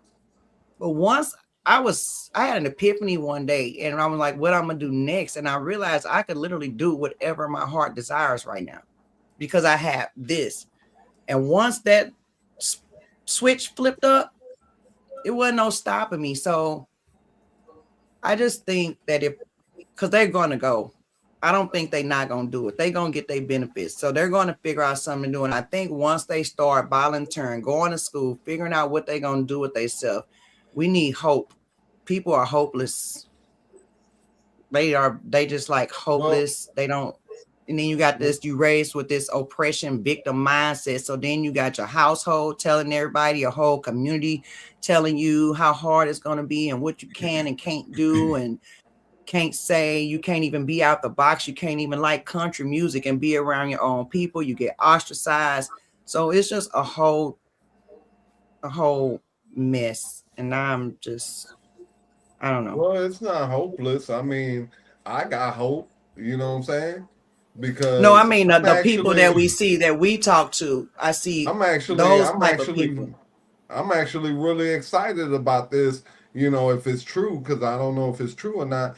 But if it is true, let me tell you, there's gonna be a lot of hungry women out there, and your boy gonna be out there next to the taco truck. Listen, holla at your boy, man. You know what I'm saying? I'm gonna be feeding all types of women.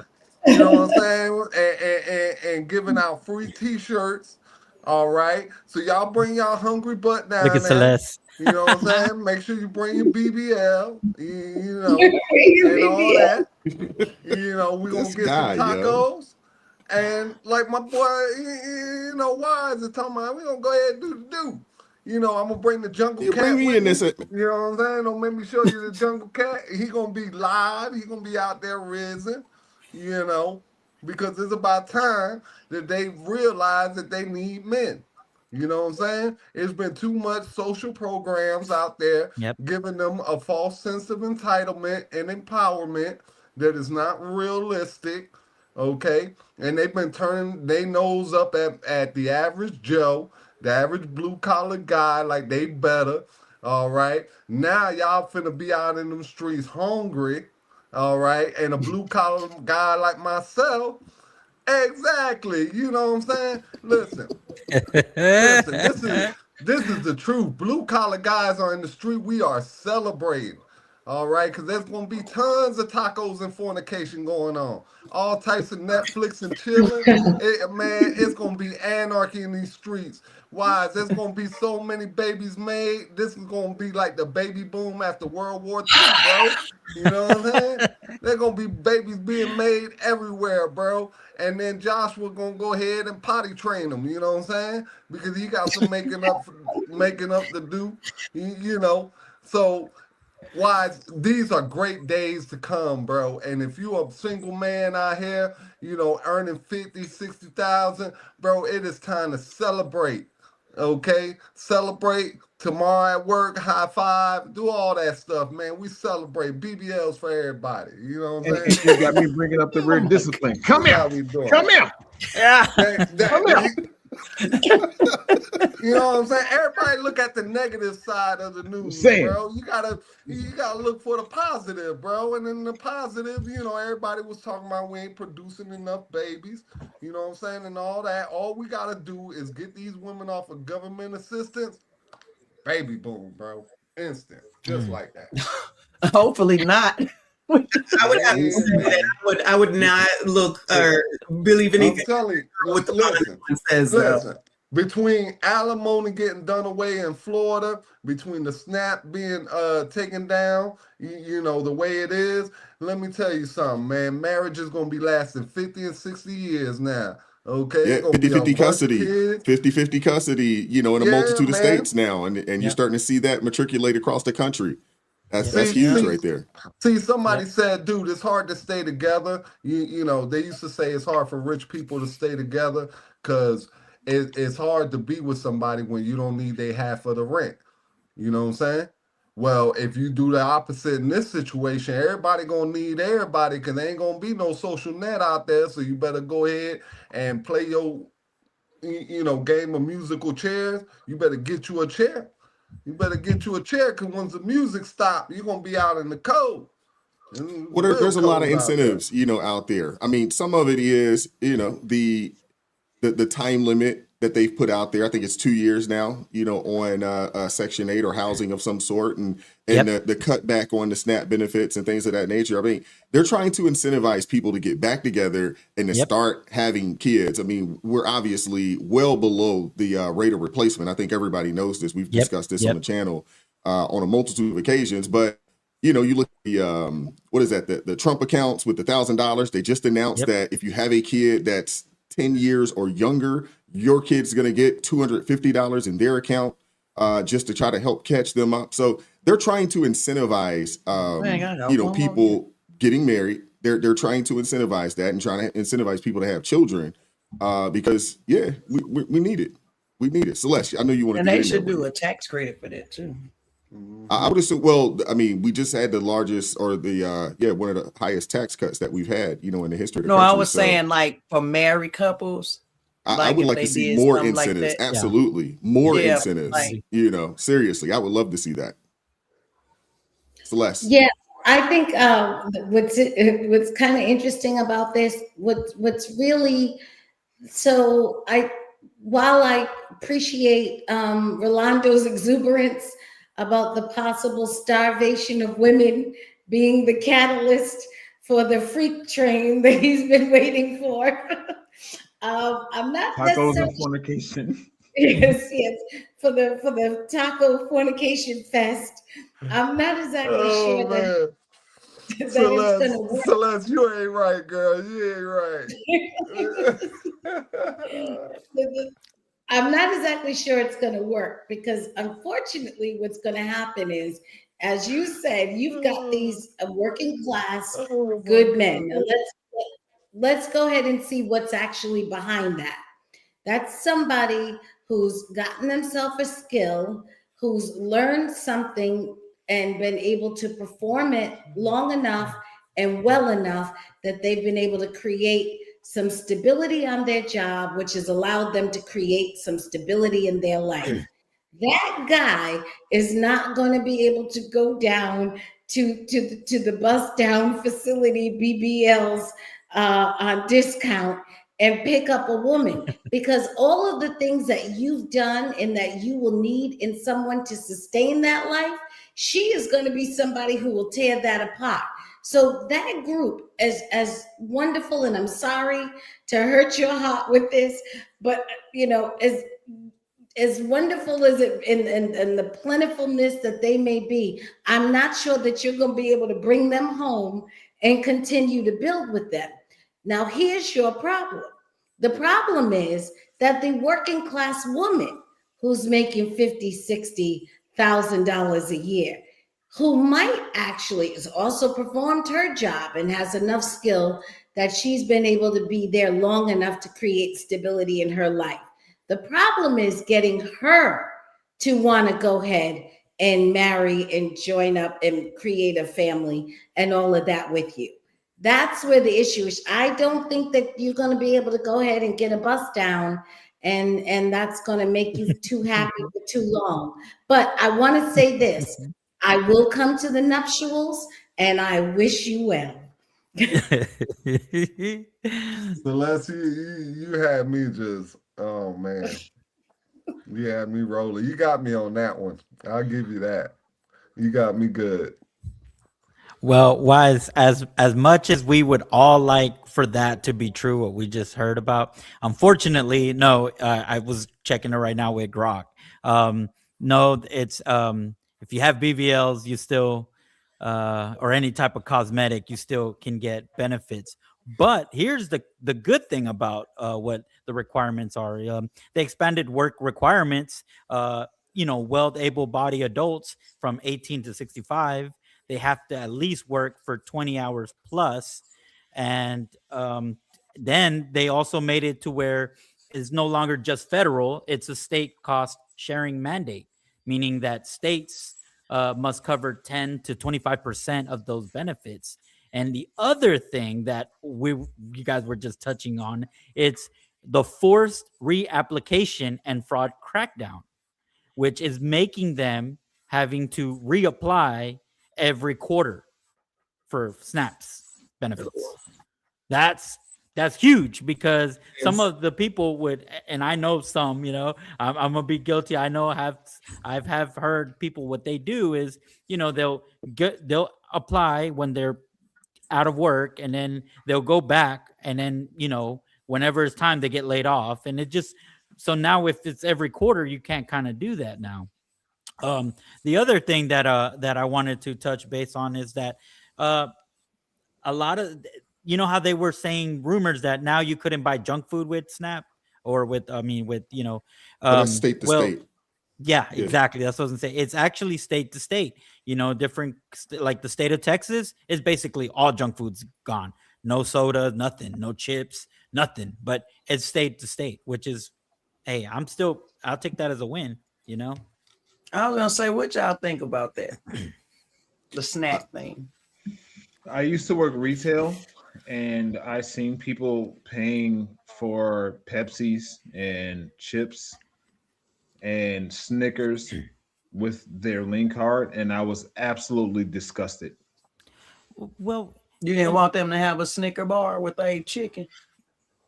What you want? Chocolate covered chicken? I'm cool with that. Well, the kids can have a Twinkie. I think I don't know. I get it, because it goes into the whole medical and Medicaid, and now you're unhealthy and all. I'm with you, Nikki. But I was thinking, because I try to be fair. I'm trying to help the kids. The kid is not their fault. They could get a Twinkie. So what about like a monthly cap on junk food? $40 cap on junk food. Nikki, can I give you a quick example right quick? This is how I shop in my house. Okay. I used to be on food stamps younger. My family was on food stamps younger. This is back in the day when they actually had the booklets, and paper money. But now this is how I shop. Basically, I buy all my meat in bulk. Okay. I go down to the restaurant depot, and I buy my meat in bulk, about $500-600, and then all I buy is fruits and vegetables. I don't buy candy. I don't buy sugary drinks. Every once in a while you see me drink a Sprite or you see me drink a Diet Coke or something like that. But outside of that, you can't find sugar in my house. All right. So if I can do it, they can do it as well. There's no No, I'm not saying reason. it can't No, be no, done, it's but you not. don't It's like not from my. sweets. No, but Do you it's not not like from. sweets? No, it's not that. What I'm saying is the number one thing that needs to be taught, because kids are gonna get their sweets. All right. I used to pick up little side jobs so I could go to the corner store and buy my sweets. So kids are gonna find a way to get the sweets. There was never sweets in my house. That's the point I'm trying to make. My mom didn't buy sweets because we couldn't afford to buy sweets. If you wanted anything sweet, you had to go cut a yard. You had to go trim some trees. You had to go hustle up. When I was in Jersey, we had a golf course right across the street. We So it would was a go to the luxury. golf course. No.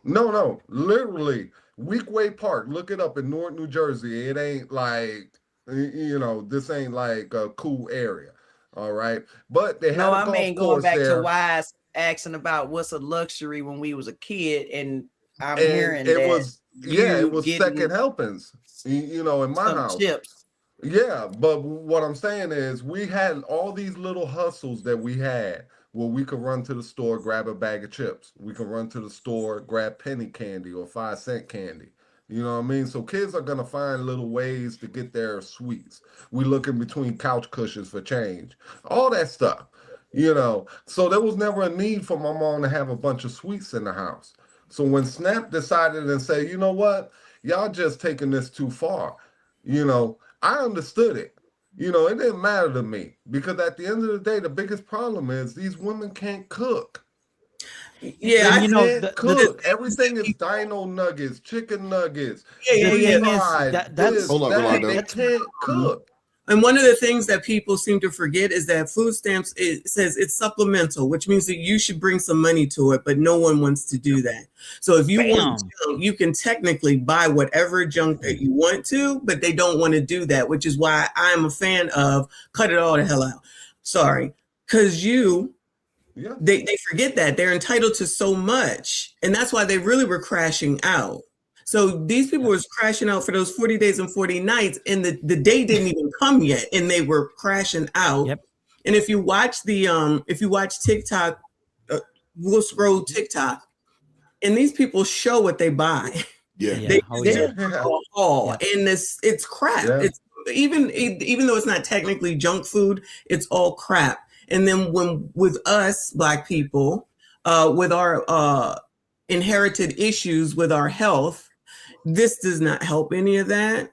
And then as soon as somebody is sick, it's That's- white people's fault. But it's like, but we're not taking accountability for what it is that we're putting in our bodies. And unfortunately, the SNAP people don't say this is how you should cook. They might give you a piece of paper, but they really don't tell you any of that. I'm not saying But they don't want to. They don't want to tell you because that's what they're consuming to cook. that is. I mean, who's benefiting out of this? Because The you food got to companies. $30. I'm just playing. The food companies.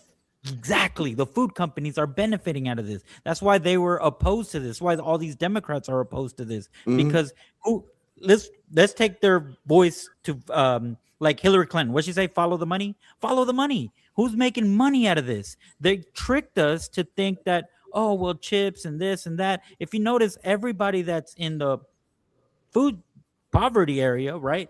They're eating all the unhealthy and, like Rolando says, these dino nuggets and all these chemical stuff, and it's all garbage. It's going to get you sick. And guess what? Now the government's saying, hey, we want to give you Obama health care where we take care of you. And it's just like, who's benefiting out of this? And it's crazy because it got everybody so twisted in the left where they're like, tax the rich. And here goes the rich people. Yeah, tax the rich. Yeah, let's tax them. Yeah, and they're not understanding why. And it's like, here's a clear example of that. I mean, Frito-Lay is making a killing when food stamp is that's money guaranteed versus if we do it like how I think Missy was saying, like it was supplemental, meaning like hey, the government should just take care of the essentials, like, the protein, the vegetables, the fruits, the natural sugars, right? And the artificial should be, hey, instead of you buying that 40 ounce or whatever you're into or whatever, you should, if you really care about buying your child the sneaker bars, then just buy that instead of your beer. You can't I think there should be some form of incentive to get off of it. The way that we've been doing things, allowing people, one, they're overpaying people, but two, they're also just allowing people to buy whatever. And, the more kids you have, the more money you get. And then I went down that rabbit hole on TikTok. I got a chance to see some of the biggest people out here in the country, and you look at their cart.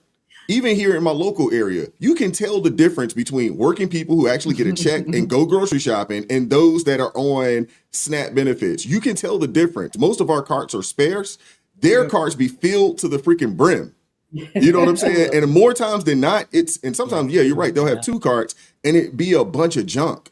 So maybe they need to be forced to eat healthy.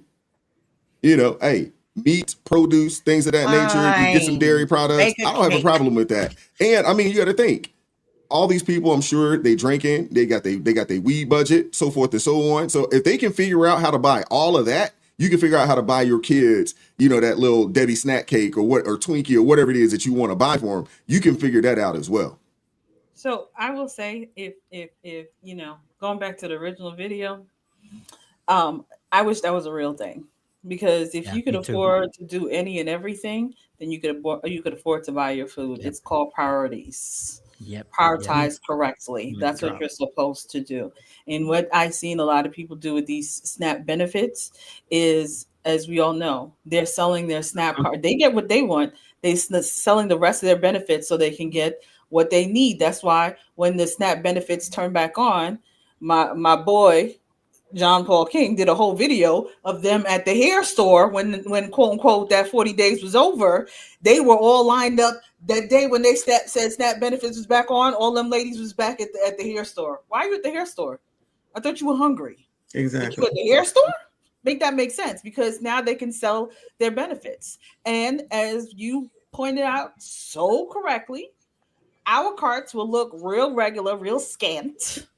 They are out there buying lobster. Listen, they can get caviar. I'm not eating caviar. I'm sorry. They're eating caviar. It's not good. Like but I'm just saying, they eating caviar. They eating. Well, they definitely had their crab balls. They have their crab balls. And that is not cheap, man. They having all them things while we sitting down here like, okay, this month I'm gonna budget. I'm gonna get this and this. You know what? I think I can get a little extra. Maybe I can get. Can I get steak this month? Yeah, I'm gonna get steak this month. They sitting down here. Who wants 7 steaks? Let me get a couple of lobster tails, some crab. This is absolutely ridiculous. But then you whining because they said you need to work 20 hours a week? Yeah. Or volunteer for 20 hours? Yeah. No, y'all got issues and problems. Work, volunteer, or some form of schooling, trade, all along those all lines. of them need to go ahead and re-up. Go back, re-up. Let's see what you really have, because we're not playing these fraudulent games. We're not playing these fraudulent games no more. We ain't funding your lifestyles. We ain't funding those 22 and 24 inches no more. We're not funding those. I need y'all to figure it out on your own. Hey, Crystal, while we talking about food, listen, I need a good oxtail recipe. You know what I'm saying? I know you got that Trinidadian background. I know you know how to make some oxtail, girl. So after the show, you need to go ahead and email me a recipe or make me a how-to video or something like that. I need your help, because I bought this big old box of oxtails at the Restaurant Depot wholesale, but I don't know how to cook them. You know what I'm saying? I've been cruising all the reggae bars, trying to pick up a nice Jamaican woman, you know what I'm saying, and trick her into, Oh, man. Cause listen, man, I love Jamaican food, bro. I love Trinidadian Caribbean food, bro. But I'm tired of paying $23 for some freaking oxtails, bro. You know what I'm saying? It's cheaper to just kidnap a Jamaican woman, You know what I'm saying? And just bring her to the house, bro. You will 'cause this lose is your getting entire life. ridiculous. He always says something good and then Huh? goes, What? you You know? will lose your entire So life. You say you kidnapping a Jamaican Yeah, woman. yeah. I You will lose your know, I entire You know. can't be incriminating yourself on the channel, bro. Like, what are you doing, man? Seriously. Listen, what I meant was kidnapping her heart. See, Oh my Oh, goodness. see how yeah. y'all mind be There you wandering, go. bro. Y'all automatically just Nice go save. to just messing Shout the out to place Death up. Reaper gifting 10 Messy Machine live memberships. Shout out to you, brother. All right. Appreciate But I you. do need that recipe though. That's okay, Because Rolando. I I'm stand hurting. behind you, bro. Call your girl, bro. Call Crystal. Call Crystal, Hey, bro. You Hey, got it. you know what I'm Spaces, Crystal saying? gonna beat on you, bro. She I'm gonna putting beat out on you. I'm putting out the bat signal, you know what I'm saying? She ain't picking up. Listen, man, I need your help. You know what I'm saying? I need your help over here, man. I Oh, was man. watching the other day. You Is know that what why I'm you saying? had that suit on? Yeah, she killing me, man. She killing me. She got me paying $23 a plate for some oxtail when she could be making me some oxtail. You know what I'm Oh saying? man, this went from a recipe to make it for me. Golly, dang. Man, Well, I just Okay. need they some could be help. they I'll could take be whatever I saving can get. $23. You know what I'm saying? I know Crystal got a sister too. If she can't make it, send the sister down here with the recipe. Don't be like that, man. I gotta do it. Man, you see The y'all sending me to recipe, deal with the these recipe crazy is on my Jamaicans. channel. You can go find the recipe on my channel and figure it out. All right, you gotta send me the link. I need that recipe, man. I'm So paying you, $23 Crystal, you an ain't gonna cook for your oxtail. man? Huh? Dude, I they am charging quite me single. $23. They charging me Faces. $23 a plate for oxtail, and then if I want sauce, they charging me for extra sauce. This is ridiculous, man. You know. And Wise, man, you gotta feel me, man. I'm sorry, dude. You know, I know this is a little off topic, but man, that oxtail good, man. No, oxtails are good, you know, and you know, Oxtails are I good. don't know if I have to feel you. You know, if I want some oxtails, wifey hook up some oxtails. I mean, we See, good. you got Exactly. the oxtail hookup Tell too. him. Tell him Just why. saying. Tell him. Man, see, He Wise got, gotta rub see, it in. Wise was wise. He found him a wonderful woman who can Yeah, he take wasn't care. at the he He wasn't wasn't at at the bar. fornication He- festival. Exactly. He Y'all was gonna- at the taco fornication truck. He didn't go meet Look, her at the y'all taco gonna force me. fornication truck. Y'all gonna Okay? force me to get an oxtail and fornication shirt for next week. You know what I'm saying? Somebody don't send me a recipe. You know what I'm saying? And Wise, you my boy. So I expect you to be the first one to send a recipe, please. Wifey, if you I in can the chat, arrange that. please. I can arrange a Yeah, recipe for please. you, bro. Somebody send me a recipe, a video, something. Okay, a sample. Can I Thank get you, something? Zephyr K9. Poor people. Thank you, Zephyr K9. That was the right answer. Yes. How are we hating on poor people? Somebody say y'all want to hate on effing poor people. Cool, y'all will be in those shoes Well, soon. How are we I hating don't, I on don't poor care. people? I don't Hey care. man, Like listen, the absolute dude. We ain't majority gonna of have no bullies in the chat. I'm an equal opportunity basher. Okay, I bash poor people, rich people, ugly people, skinny people, fat people. Pick one. I don't care. I'll pick on you too. You know what I mean? The point That's is, just we're me. I'm not an hating equal on them. They're not opportunity poor. basher. Nick, If you out there Auntie Nikki, doing you want to stupid know why? stuff, Because I'm when gonna you tell bash you. people the truth, all of a sudden you're hating. You know, And lies yeah, is it's love. like Hating, but hate is truth. So when you tell the truth, you're hating. But when you lie, you clearly love them. oh And yeah, unfortunately, that's it is gonna unfortunately, this is gonna affect someone that's really out there trying, right? Because I've been in that situation. I think I've heard everybody saying that they've been in this situation where you need help, whatever, right? And you know, for the most part, workforce helped me. You know, when I was unemployed, they asked me if I wanted to take some classes to help me at that time learn how to weld better, you know, and I took them, and it was, you know, the government paid for it, and I used that resource to get me to where I'm at today. And so yeah, I get it that some people are actually using these services for real, but majority of them unfortunately are not. And I'm all for helping those who are willing to help themselves. I don't have a problem, you know, those find themselves, you know, down and need a helping hand up. I don't have a problem helping those people. I think a lot of our issues are the people that, you know, are, you know, on it with the, you know, almost in perpetuity. They've been on it. Generations have been on on the system, and they know it, like the back of their hands. I think a lot of us have an issue there. I mean, Yep. I've been poor before. We didn't Yep. always have a whole lot back in the day, but at the same time, there is an incentive now. The hope is that this incentivizes people to do something for themselves. There's a lot of opportunities out there. There's a plethora of ways to make some money in this day and age. There's so many ways. Choose one and go make it happen. They're trying to incentivize people to take care of themselves. I That's might the be goal. I might be the black sheep in this conversation, because for generally speaking, I am hating on poor people, because the absolute majority of poor people are poor because they choose to be poor. I don't want to hear it. I don't want to hear it. Put him on the spot. There's far too many opportunities for you to make the money that you need for you to progress in life, for you to not be poor. I don't want to hear it. I don't want to hear it. Like, and then when I think about it too, I've been having these conversations over these past couple weeks. It really seems like, as it stands right now, as far as the statutes for the provisions that are allotted by the government incentivizes you to be poor. Well, yeah.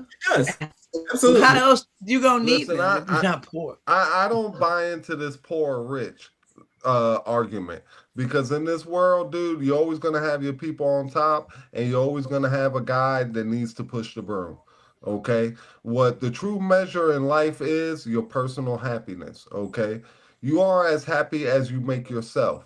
Your material, whatever it may be, wants, houses, cars, jewelry, fancy meals, whatever it is that you covet, okay, means something to you, but in the grand scheme of life, dude, it means nothing. Your happiness is measured by what you accept.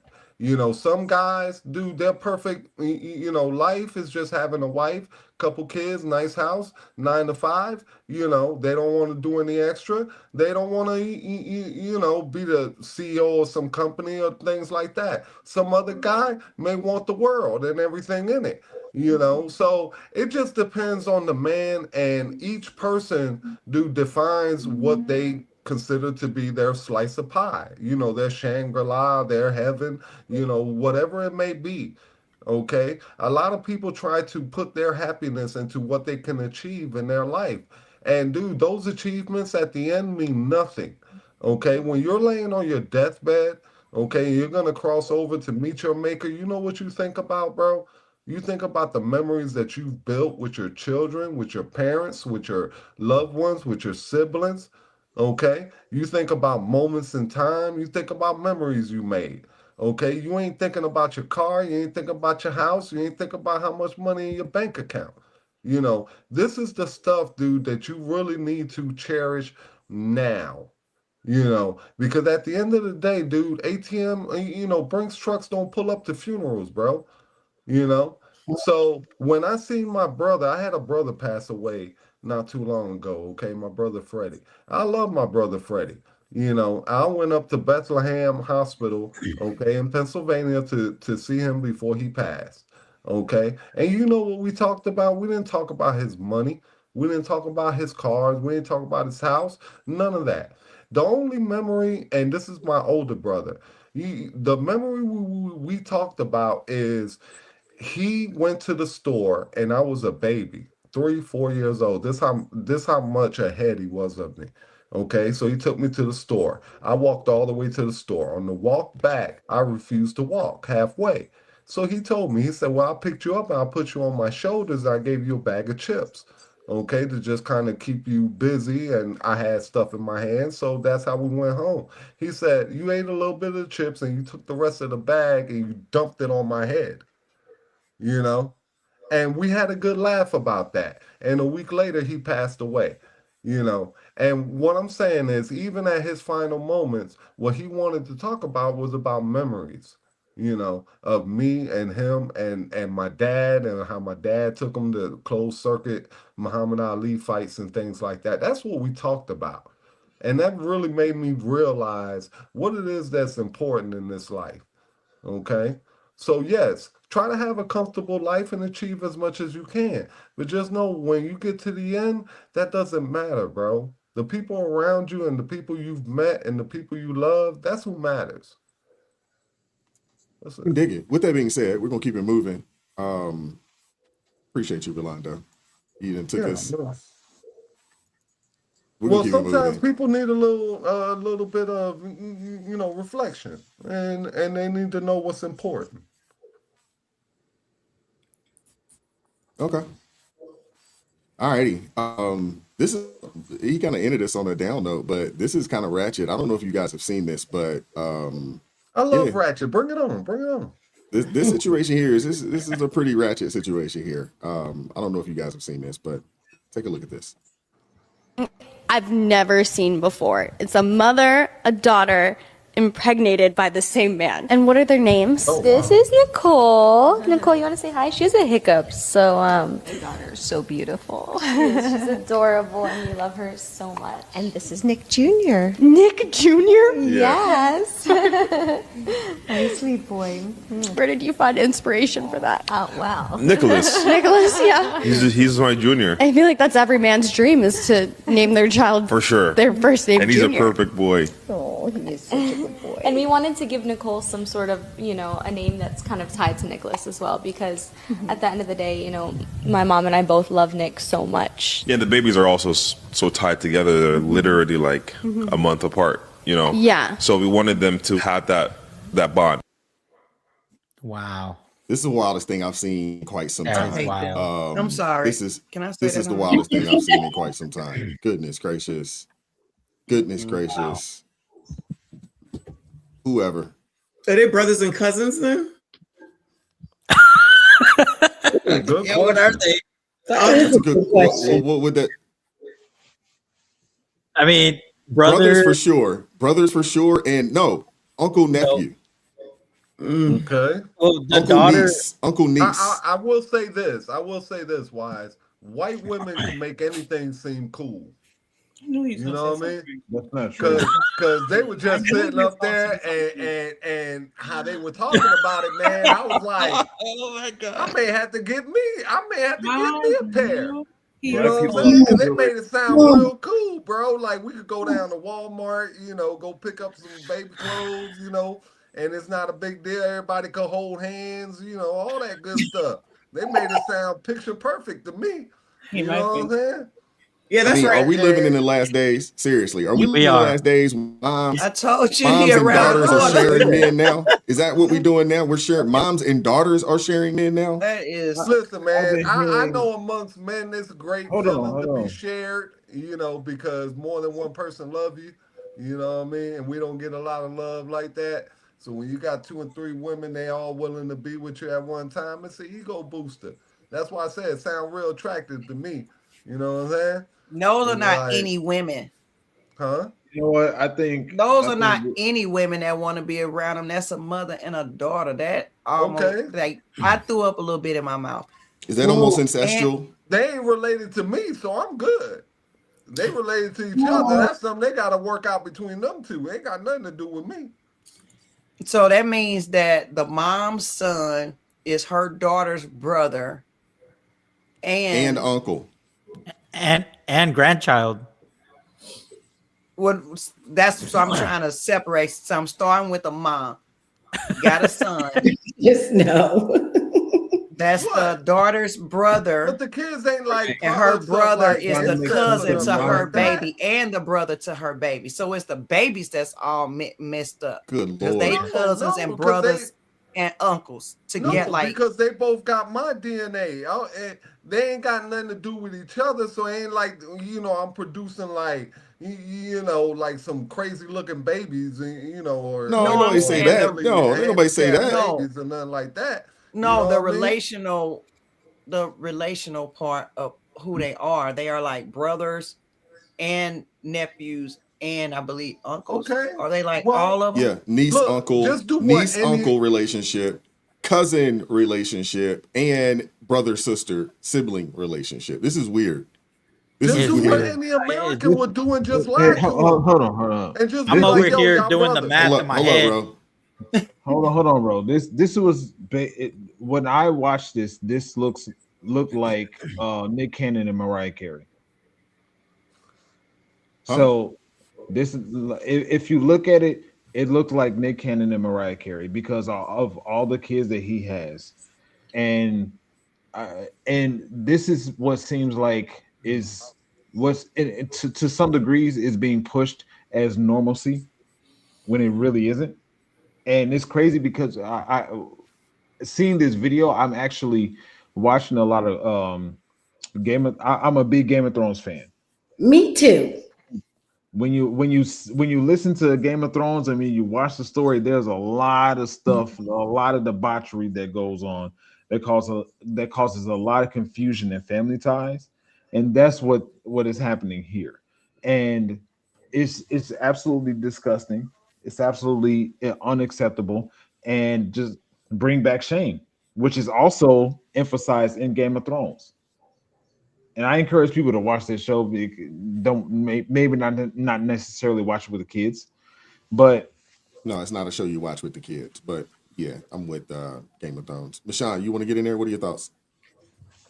Just disgusting. It's just disgusting to me. And my mind went straight to how are all these people related, honestly, because then later on in life, when they have to go to school together and be around friends together and integrate themselves into life with other people, these people don't think that far ahead. People don't think about long term. They only think about right now.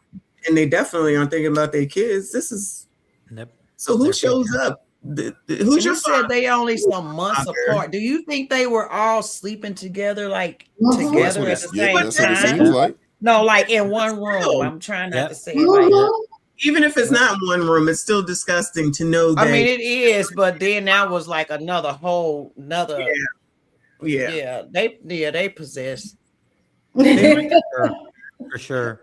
Oh my gosh. No, it's a lot of people. Like, you got demons, and then you got people that let demons use them, and those are demons.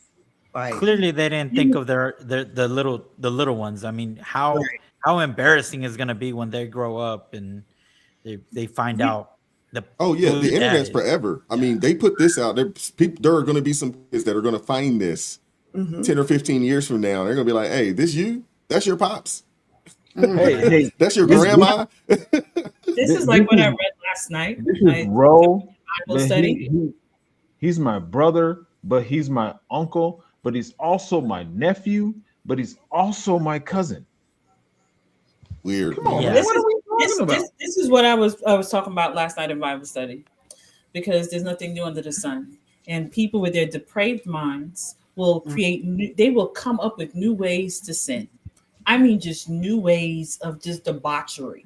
That literally, they said those babies were a month apart. Yeah. So that means either they were laying in the bed together, they were dipping and dabbling, and as much as they want to kiki in people's face, I tell you right now, somebody in there jealous. I don't care what nobody say. Somebody in there jealous. The mother or the daughter. Somebody gonna be bothered, because if he like wanted them a little bit more, or if he spent a little extra time with somebody in there jealous. They like to pretend that they enjoy this foolishness. That is what you call the definition of a reprobate mind.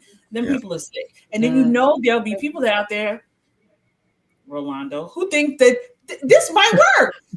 No, it won't work. Everybody in the Bible who tried to have multiple wives, what happened? They ended up in problems. What you talking about? They all ended up in problems. Well, he's gonna end up bringing and another woman in there, or he's not gonna be with them, and it's gonna be another woman. What's the likelihood that these two women become single parents? What's the likelihood of that? What's the percentage there? Very high. And you know what I also think about too?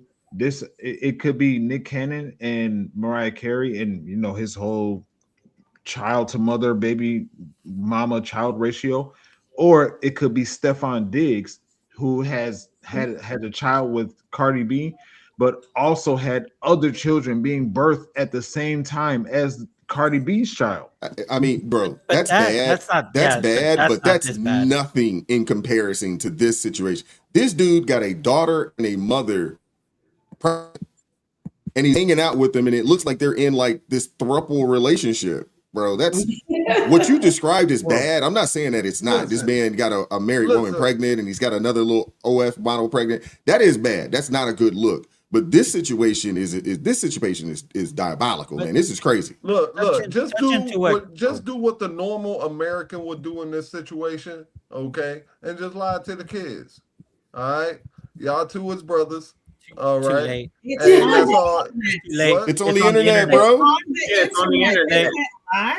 They're proud of this stuff on the internet, man. You gotta stop putting stuff on the internet. It's out there now. We talking about it. It's out there, You bro. know what I'm saying? You should just went ahead and We're part of the algorithm and sharing it. It's too late now. See, Raj, this is why I like pre-internet times, bro, because you could just tell a nice little lie. You know what I'm saying? And then once you dead and gone, they find out it was a Those lie. days and are they can over. go ahead and get Them therapy days is and deal gone, with bro. it later. Everybody got to put You know what I'm everything saying? on the internet nowadays, bro. No But one I does know, anything it's and they don't put it on the ridiculous, internet. bro. That's how grandpa would have the family down the street. This is all pre-internet. You know what I'm saying? This man could literally have a whole family 5 miles away and nobody knew it till granddad's funeral. You know what I'm saying? that Now is- things don't even make it That's true. 5 minutes, man. Nah. You know, see, men, we used to be able to be men. You know what I'm saying? I'm talking to the men in the chat. Men, we used to be able to be men. And What does do that mean? grimy stuff like my this. What does You know that mean? I'm saying? Huh? Why? Is he old enough for that type of stuff? That was a way long time ago. I'm just Listen, I'm pre-internet. You know what I'm saying? I done my work pre-internet. Look, pre-internet 1980. Michelle, listen, don't let this face fool you. You know I got the baby face, you know what I'm saying? But I got some age Who behind lied this to you? face. I'm sorry. You know, huh? Nothing. I'm talking. Tell us how you really feel, Crystal. Look, I'm Golly. talking about my baby face and my good looks, and you need to stop hating on me, Crystal. You know what I'm saying? Just because there's other ladies up here who's noticing how handsome I am. You know what I'm saying? And you get a little jealous. Oh You know, my it's God. okay. I'm still Crystal's Rolando. exactly right. You know what I'm saying? So Oh. calm down. But No. hey, listen, I know it. Wise knows it. The minister knows it. AT knows it. Everybody knows it. You know, everybody in the chat know it. You know, just stop denying yourself, girl. You know, don't beat yourself. Treat yourself. Thank you, April. Yeah, you know what I'm saying? It's a joke. It is What? a joke. So part of the situation, and Rolando, I appreciate you for bringing this up. Thank But you. this idea of this reckless behavior on the part of men, like you said, granddad used to have a family down the street and didn't nobody know until the funeral, and the kids came out and caused a ruckus, you know, in at the last final resting place. A lot of that feeds into why you have women who are so committed to being independent, to working for themselves, having their own money, and all of the other type of foolishness that you all complain about. And I say you're right to complain about these things, but you got to understand you have created a lot of this mess as well.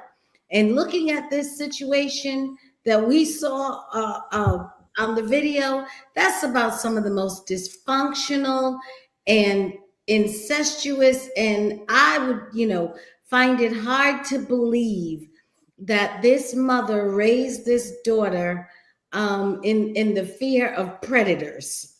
Wait. How can you say it's incestuous? What type of evidence do you got to support that? I ain't see him making out in the video. Okay, what I'm saying is incestuous is not a relationship between the mother and the daughter, but that the mother and the daughter both have had an intimate relationship with the same man at the same time. A month apart suggests that they are sharing the same fluids and other exchanges that happen in that counterpart. And I'm saying a mother who is so misguided that she would allow herself and her child to be in that position makes me think this mother is somebody who's reckless and could put her child in front of predators or anything else. I'm Mr. not. Les, so if I was the sure guy, that girl- that, although wait, I'm not so sure that girl wasn't groomed for this situation. How do you happen to be of That is a childbearing fair age, point. and you happen to think, yes, this makes sense to me. I'm gonna Yes. lay down on Tuesday with the man my mother laid with on Monday. You have to be Yep. groomed into that kind of nonsense. Yep. So I'm Facts. believing that this dysfunction and this nice couch scene, like you said, with everybody holding hands and legs crossed and kikiing, that's the part for show. I bet you, I'm willing to bet, if you look back a little bit, this is some nasty work, as Jay Witt would say, because you don't just normal, healthy, sane people don't wake up and make these kind of decisions. These are the kind of pathologies that take years to groom children into. I think it's disgusting, and I think law enforcement need to go by their house and ask some people some questions. listen, if Yeah. it was me and we was all sitting on the couch like that, that'd be my Christmas card. You know what I'm saying? I sent one to Wise. What? I don't want that card, bro. You I don't don't want that that card, card? bro. That part. Mm-mm. That part. You Mhm. gonna send it back? You're looking like, why y'all all Return to looking sender. like? Seriously, return to sender. Return to sender. I was thinking the same thing. Return to sender. I'm gonna keep my evidence for the trial. When they call me to Wise speak going, in the trial, Wise gonna return to sender with a good scolding on the back. Bro, how dare you Oh, send yeah, me he this? sent I'm it so out. disappointed. I think Nikki touched it really good though. Those people are possessed. They're just, this is not norm. And Celeste hit the nail in the head. That was grooming, because the mom, obviously, I don't know who dated who first, but if it clearly, if he was dating the daughter first, you know what I mean? Like, that's so messed up. That's like beyond distrust. And what Celeste said about one of them being jealous, in biblical times, fun fact, when Solomon and King David had multiple wives, they didn't live in the same household. He had palaces for each one because they couldn't get along, So again, yeah, I see the odds of them being single moms. Yeah, it's really Pretty high. Plus 90%, plus 80%. yes. Plus 90%. 99%. 90%. Now, I have a question about this. I wonder if this is where my mind goes with this conversation is the children's father to children's mother ratio. Think about the ratio, because in real life, more women have multiple baby fathers than men have multiple baby mothers. This is one man that has multiple different women pregnant, that has children with multiple different. Okay. I'm listening to you. I'm trying to get an understanding where you're going with this. Yeah, it looks Why, like it might be. why their is they point. sticking up for you in the I chat? think the only sick thing is Somebody said return the sinner. yes, It's all bad though. I support that. It's all bad. Listen, It's all bad. On the whole scope of this entire thing is, this is a mother and daughter. How is that how did we come to that conversation? I know. How did we get to this conversation? Well, does that kind of Listen. tie in with the whole poly and that that whole movement that is I happening? think Is that's that past Polly. That's past. I was gonna say that seemed like that's a little bit. something else. That's a That's whole way nother. out here. Because, sweetheart, this is mommy's boyfriend. Oh, you find him attractive too? Why don't we both share him? Or mom, meet David. Oh, mommy thinks he's handsome. Can I try him out too? Sure. Like, is this the conversation? Like, how does this work? This is Or disgusting. did it start off, This is or not did it fun. start off as deception and people was just okay with it? I mean, y'all saying Somebody that it was sleep with the young somebody. lady. Couldn't it have been mom? Got That's with what I the was young gonna say. man. Did And somebody if it's a sleep with real grooming somebody? situation, Sneak and get caught sleeping, but they don't want to let them go. Just gonna make it work. Yep. That could be a thing. I don't know. I don't know how you get to this You're all proving the point that I was trying to make. We In reality today, more women have different men that they're sleeping with than men have different women they're sleeping with. Sexual debauchery is the I don't know about that space. Listen, man, Now you- look it I up. don't Look see it it up. like- So you're Look it saying that up. the women are worse than the men? So wait. Look it up. Wait. Look it up. All right. So let's take the babies out of this. What you're saying, I'm trying to understand, Spaces. Look at you. You're already mad. I'm asking a question, an honest question. Are you saying that more women are having more sex than men are having sex? Yes. More partners. More I agree with that. Yes. Are you More saying? partners. Are you? Because you said babies. Because I'm like, are you just talking about? babies? Are Well, the I mean, they average lead in the of baby sex category happening. too. Yeah, there's No. definitely more women with children than there are men with children, Yeah, especially in the right. black community. I've had Well, yeah, I guess you're right because it's really Yeah. only a few of the guys that's impregnating all of those women. It just seemed like it's a lot of guys out here. They make it seem that way. Yes. Yeah. Right, but it's really I only a agree with certain you. set of guys that's getting Yes. a lot Yeah. of women. I mean, when you Women think about the pregnant. black Right. community, No, but most black men don't have children. Majority, when you think of over 50% of black men don't have any children at all. but But about Space is 10% right. of you are having all the children with all the women. Well, yeah, 10%, the women are trying to, Are you to be saying- with that 10% of men. Wise, are you saying that they know of? You mean? No. This is just the data. The data says that, there They know are of. no, most men, over 50% of men don't have children. Yeah. That Not they even that they know know of. of, that they just Because in general. there are men that have children. They have no idea that they have children. Yeah, but that's a Is that small reflection percentage. of Come the on, man. That's a man, or small is that a percentage. reflection of the But listen, woman? I'm not What? big on judging people because at the end of the day, everybody does their fair amount of dirt, that kind of stuff. And I'm not the type to point fingers, but I will say this. I have slept with women, several women in the same family, you know what I mean? And it does happen. What does that got to do with it? Huh? No, I'm just trying to confession. let you He's know proving my that point. it does happen. He's Yeah. proving my point. And women Yep. will know, hey, he's sleeping agree, with Space. my aunt, or something like that.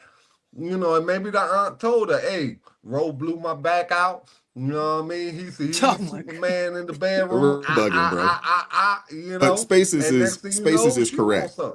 Spaces Yeah, is because- absolutely correct. Yeah, because women control the sex, and the way you can confirm that, me growing up, right? Exactly. Going to adult shops, what do you see is the most product that they sell there? Selling I'm to gonna say women. Yeah, women product. They don't have all those accessories because they're not selling it, right? So what does that tell you? The women have a higher sex drive than us guys. And No, that's and- not true.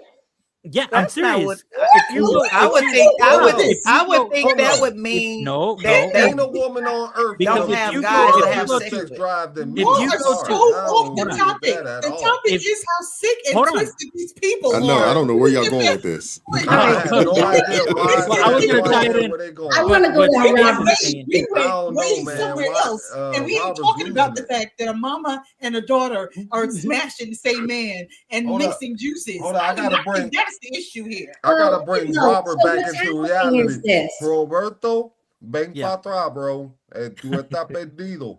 Me Oh my oíste? gosh. No, you are lost, bro. You need to come on back. No, 'Cause no, ain't no, no. woman on planet Earth got a bigger sex drive than me. So No, right. it Wait. ain't happening, bro. Oh my gosh. No. But wait, what's No, it happening is, all right. So we're getting. This is the thing. The actual drive for sex, which is a physiological response. Women do not have anywhere near the same sex drive as men. But what is happening is a small pool of men are having lots of sex with the majority of women who are having sex. So if there's, let's say 30% of women are having sex, there's maybe 10 or 15% of men that are having sex with all of the women who are willing to have sex. And the rest of the men, Spaces says, I think someone in the chat agreed, around 52%, Wise was saying that as well. They're not in that pool, which is really what's creating a lot of the angst around dating and marriage at the moment. Is there are a lot of great guys who are not getting access to the women who are willing, who are willing to have sex, particularly those women who are willing to have sex before marriage. They're not getting access to them, but it's not because their drive is great. It's not because their drive is greater. It's because all of these women like the same 10% of men, and they're all willing to have sex with that same 10 to 15% of men. Agree. Agree. Alrighty. Let's keep it moving, man. Last topic. I don't even know where I want to go. Well, before you want to go, I do have to hop off. Okay. But I did want to say thank you so much, Brother Wise, for having me on. It was good meeting everybody. Thank you, chat. Just another brown girl in America. Yeah, appreciate you, Nikki. I see you, Spacey. Good night. Bye-bye. Bye. Thanks. See you tomorrow. Yep. She gonna dream about Uncle Ro. I'm unforgettable. This guy. We are all This so guy. blessed. Seriously, this guy. Seriously. Alrighty, last topic. We'll play this, and then we're gonna get out of here. We're definitely past time. And it's gonna cost you something. Even having a good man is gonna cost you something, and that's going to be amplified if you live with him.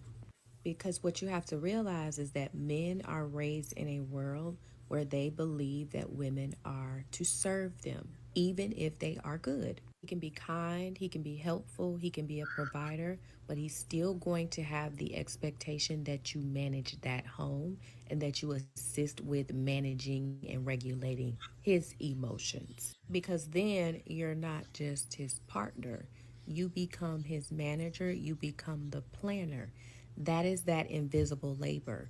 That is that emotional labor, that physical labor, that financial labor, that spiritual labor that oftentimes you don't even realize you're putting into living in this household with this man. This isn't about hating men. This is about how a woman's peace grows differently when her home answers only to her. A man-free home is not anti-love. It's choosing peace over performance. Spoken like a true person with no husband. She's not saying what he does. You know what I mean? Like Exactly, she's never obviously- that. And but this is what they listen to, which is how we get to these numbers with a bunch of women with a bunch of baby daddies. But Was she Sad. speaking? Was what she saying truthful or a lie?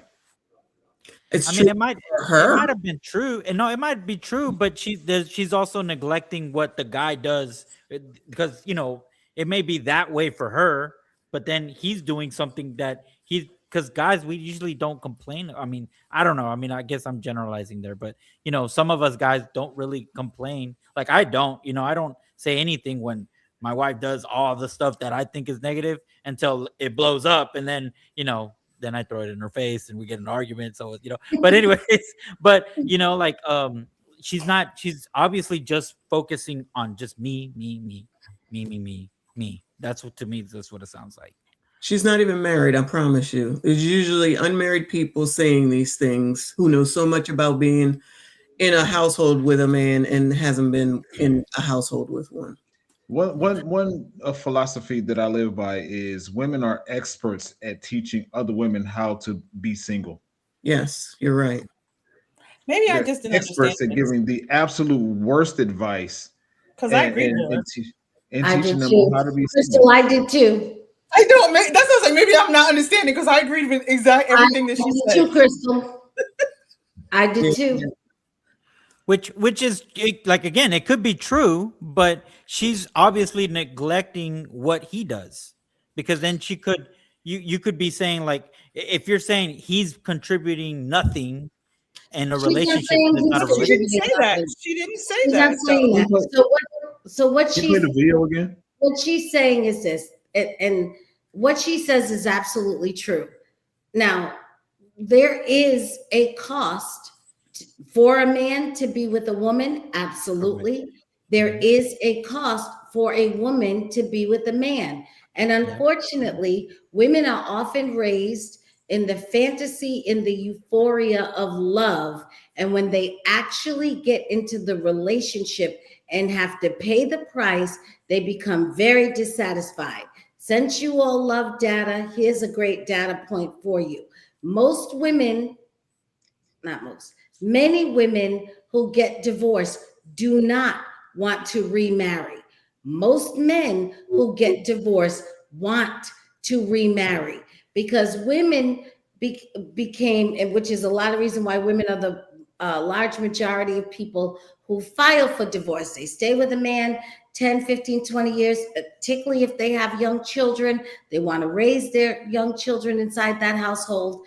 But my only point to say that is we have got to stop teaching women about this fantasy. It is setting them up for failure, and start telling them, listen, marriage is going to be a situation where you are going to great benefit, but you are also going to have to give a lot for that great benefit. And once a woman can go into that clear-eyed and open-minded and not sailing through the euphoria of the infatuation of the early love, that maybe we can actually have some relationships that can sustain. But the idea that women just get into their marriages and the man provides for them and he's a great guy, and so she's happy and everything's fine, that does not work for us. That is not how we're built.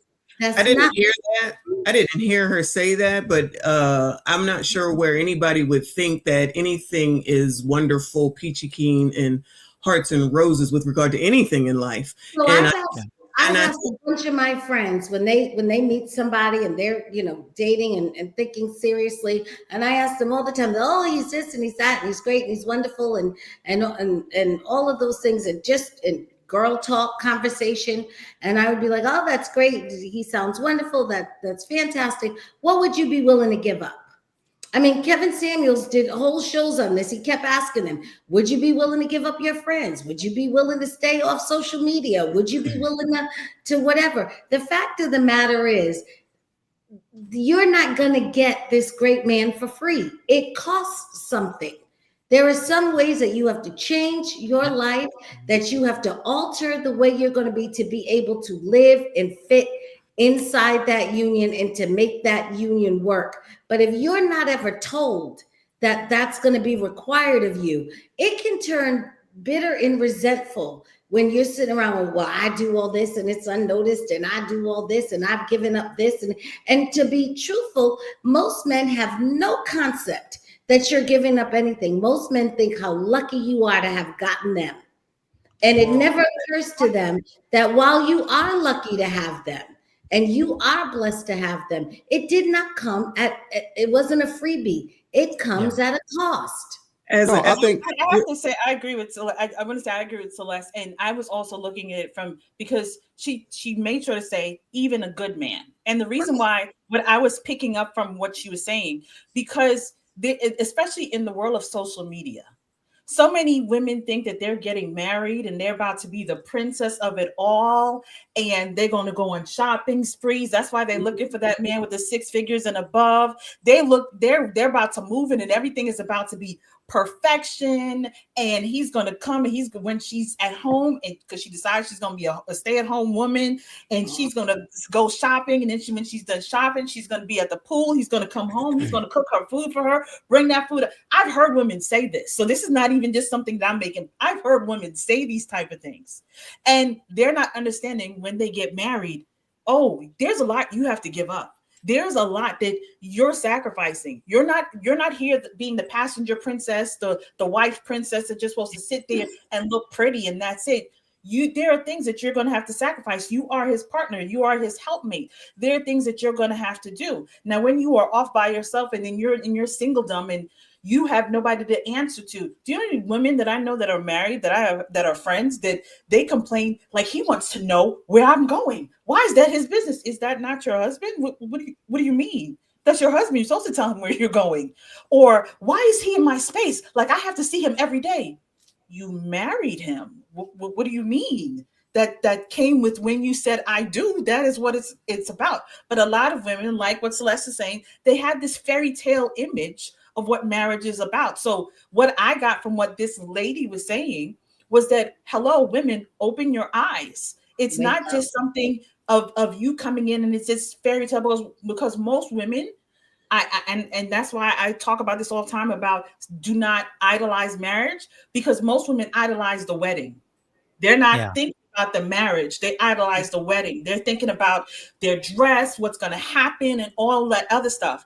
But then after the wedding, what happens? And so this woman is having a very real conversation. And even with you living with a man, and I can say that real quick, because living with a man, I learned very quickly how it went, how it looks. So me leaving my home with my parents and then moving in with a man, there was work. It wasn't, Crystal, now you are living life and it's all grand. So I'm just saying that was what I know. Y'all heard something different, but what I heard was this woman giving a clear warning to all those women who think they're about to be a princess in a fairy tale, about to be taken care of. This man is about to do all this stuff. And it doesn't matter if he's a good man or whatever, you still going to have to sacrifice, because marriage is work. Living with a man is still work. That is what I got. Wise, let me before you go, Rolando, I want to give Michelle an opportunity. I think everything is work. So if you change from one job to another job, it's going to be work, and you're going to have to adjust. If there are grown women, adults think that Disney is life, then they need some mental health help. And I've said that plenty of times, because at some point in life, we have to grow up. We're not 14, 15, and 16. And when you're going to share your life with someone, then you need to know that you can't be the person that you were before, and you're going to have to make adjustments. Maybe the words that are being used are what makes it sound negative to me. I got to sacrifice. And just like when women say stuff like, I feel like I'm going to be a slave. That's an insult to say that you're going to be a slave because you're going to marry someone. It's an insult to the word slavery and everything about slavery, but it's also an insult because that's just a dumb thing to say, to equate that to that. Then it sounds like you shouldn't be someone who should be getting married. If you can't give in order to get, then I would say that you shouldn't get married. I say that you should not be in a relationship, because it's typically women also that are not married that say things like this. When we got married, we didn't have all this stuff. We worked together in order to achieve. We had nothing together. We achieved and worked together. I don't understand personally, but I'm also one that thinks that the thing I didn't have in life was the trip to Hawaii. So maybe I'm just different. But I think, in what I've seen in my life with my family and their marriages and my uncles and fathers and all of those people, you work together, you work with one another. Everything is not going to be hunky dory. You figure it out, you talk through it, and then you move forward, you press on. I shouldn't look to be the only person to be happy. I should look to say, what can I do to make you happy? Like he should do the same for me. We should be doing it for each other. It shouldn't be a competition. She makes it sound like it's some sort of a competition where I should have everything, and if I don't, then it's going to be a problem, and look out. And when someone earlier today says women keep women single, this is a prime example of it, in my opinion.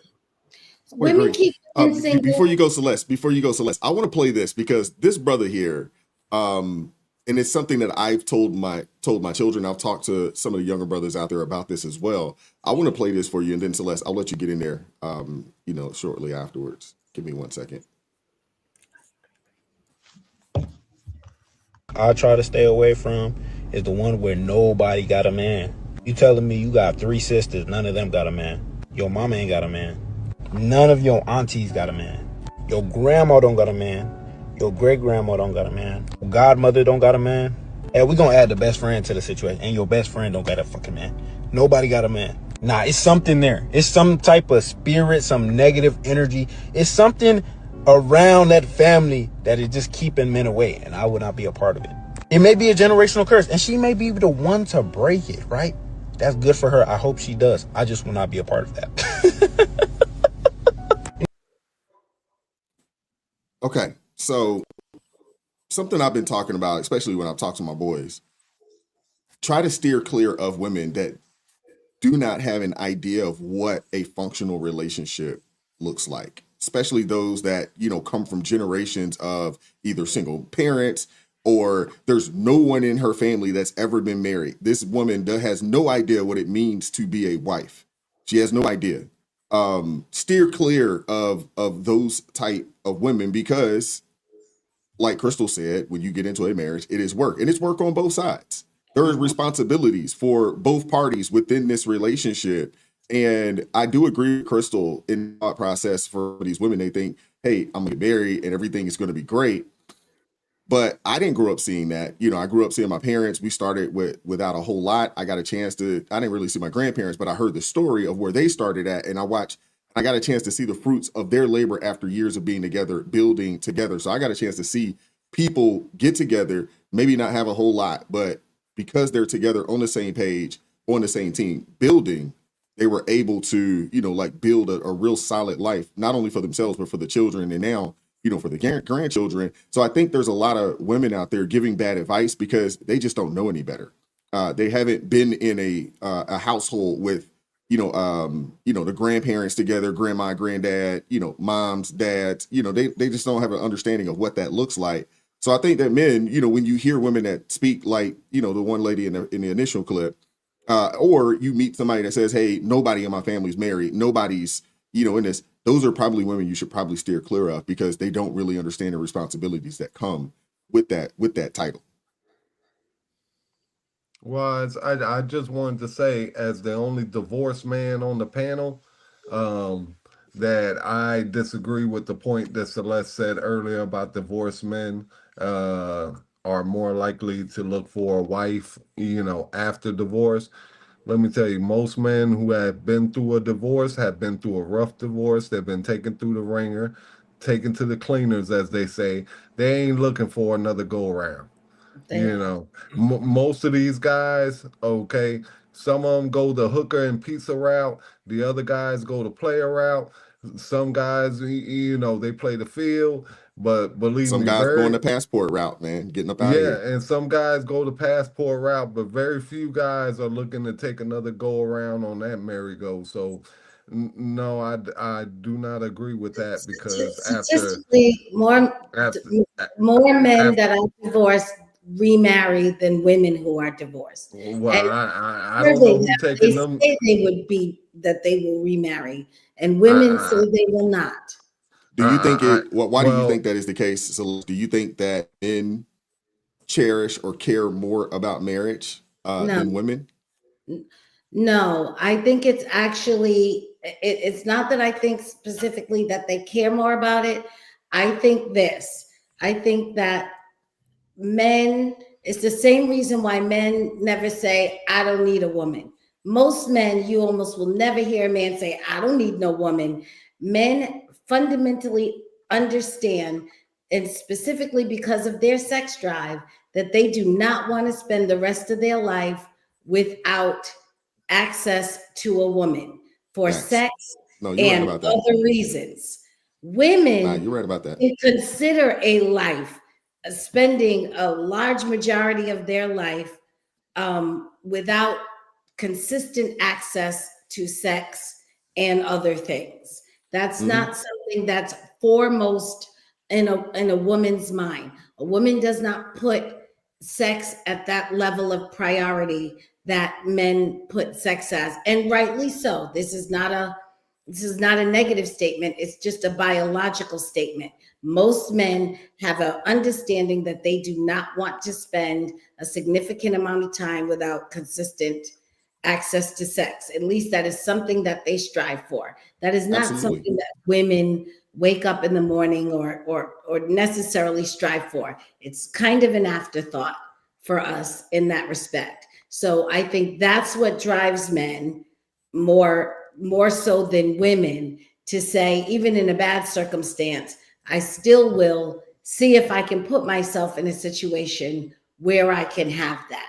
And they, when they're surveyed, they'll say that they want that.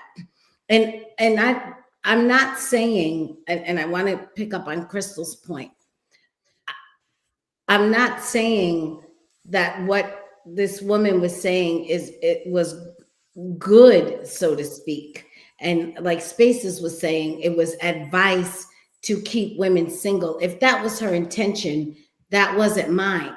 What I'm saying is we have women in a fantasy about love and about marriage and about relationships. And when they actually have to be in love and be in a marriage and be in a relationship, that comes with demands. It's natural that it would come with demands. But if you have never been told that there are going to be expectations of you and that there will be demands upon you, then when those demands come over time, it can create resentment or all types of, wow, this is not what I thought it would be. And this is not, all of those things. Whereas men are generally aware of what their expectations are. They're aware of what it means to be a husband. Even when we talked last week, when Wise was saying about respect, I said, I'd have to ask, how is it that you want me to respect you? Because I'm not going to assume that what I think respect is exactly what you're going to feel respected by. So women don't have a lot of good information and good education about what it is really going to be like to be happily and successfully and in a relationship with a man. I don't think that we're getting that information.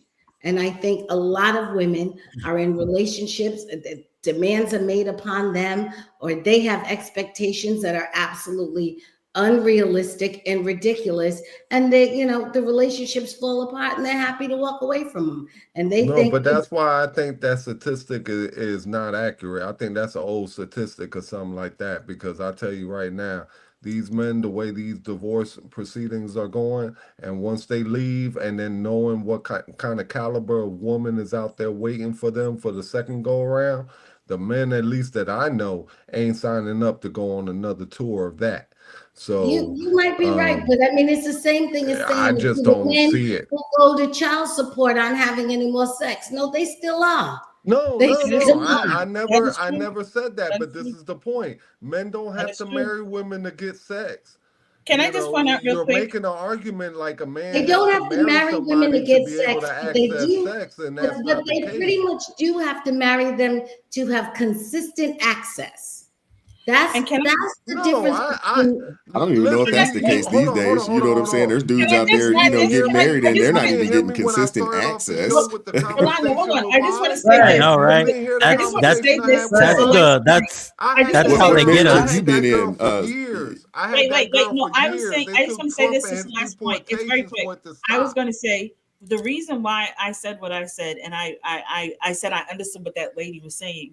Do y'all remember when we had the discussion about the amount of women that were just randomly leaving their good husbands because they didn't realize the sacrifice that they had to make when they got married, and now they have to give up who they are? Like, they're requiring me to give up myself. Like, I can't, like, I why would he want me to do that? And now I have to be one with him. Do y'all remember, Wise, you remember we had this conversation, the amount of women that were doing these, I'm leaving my husband because now they want me to do all this and that and the other.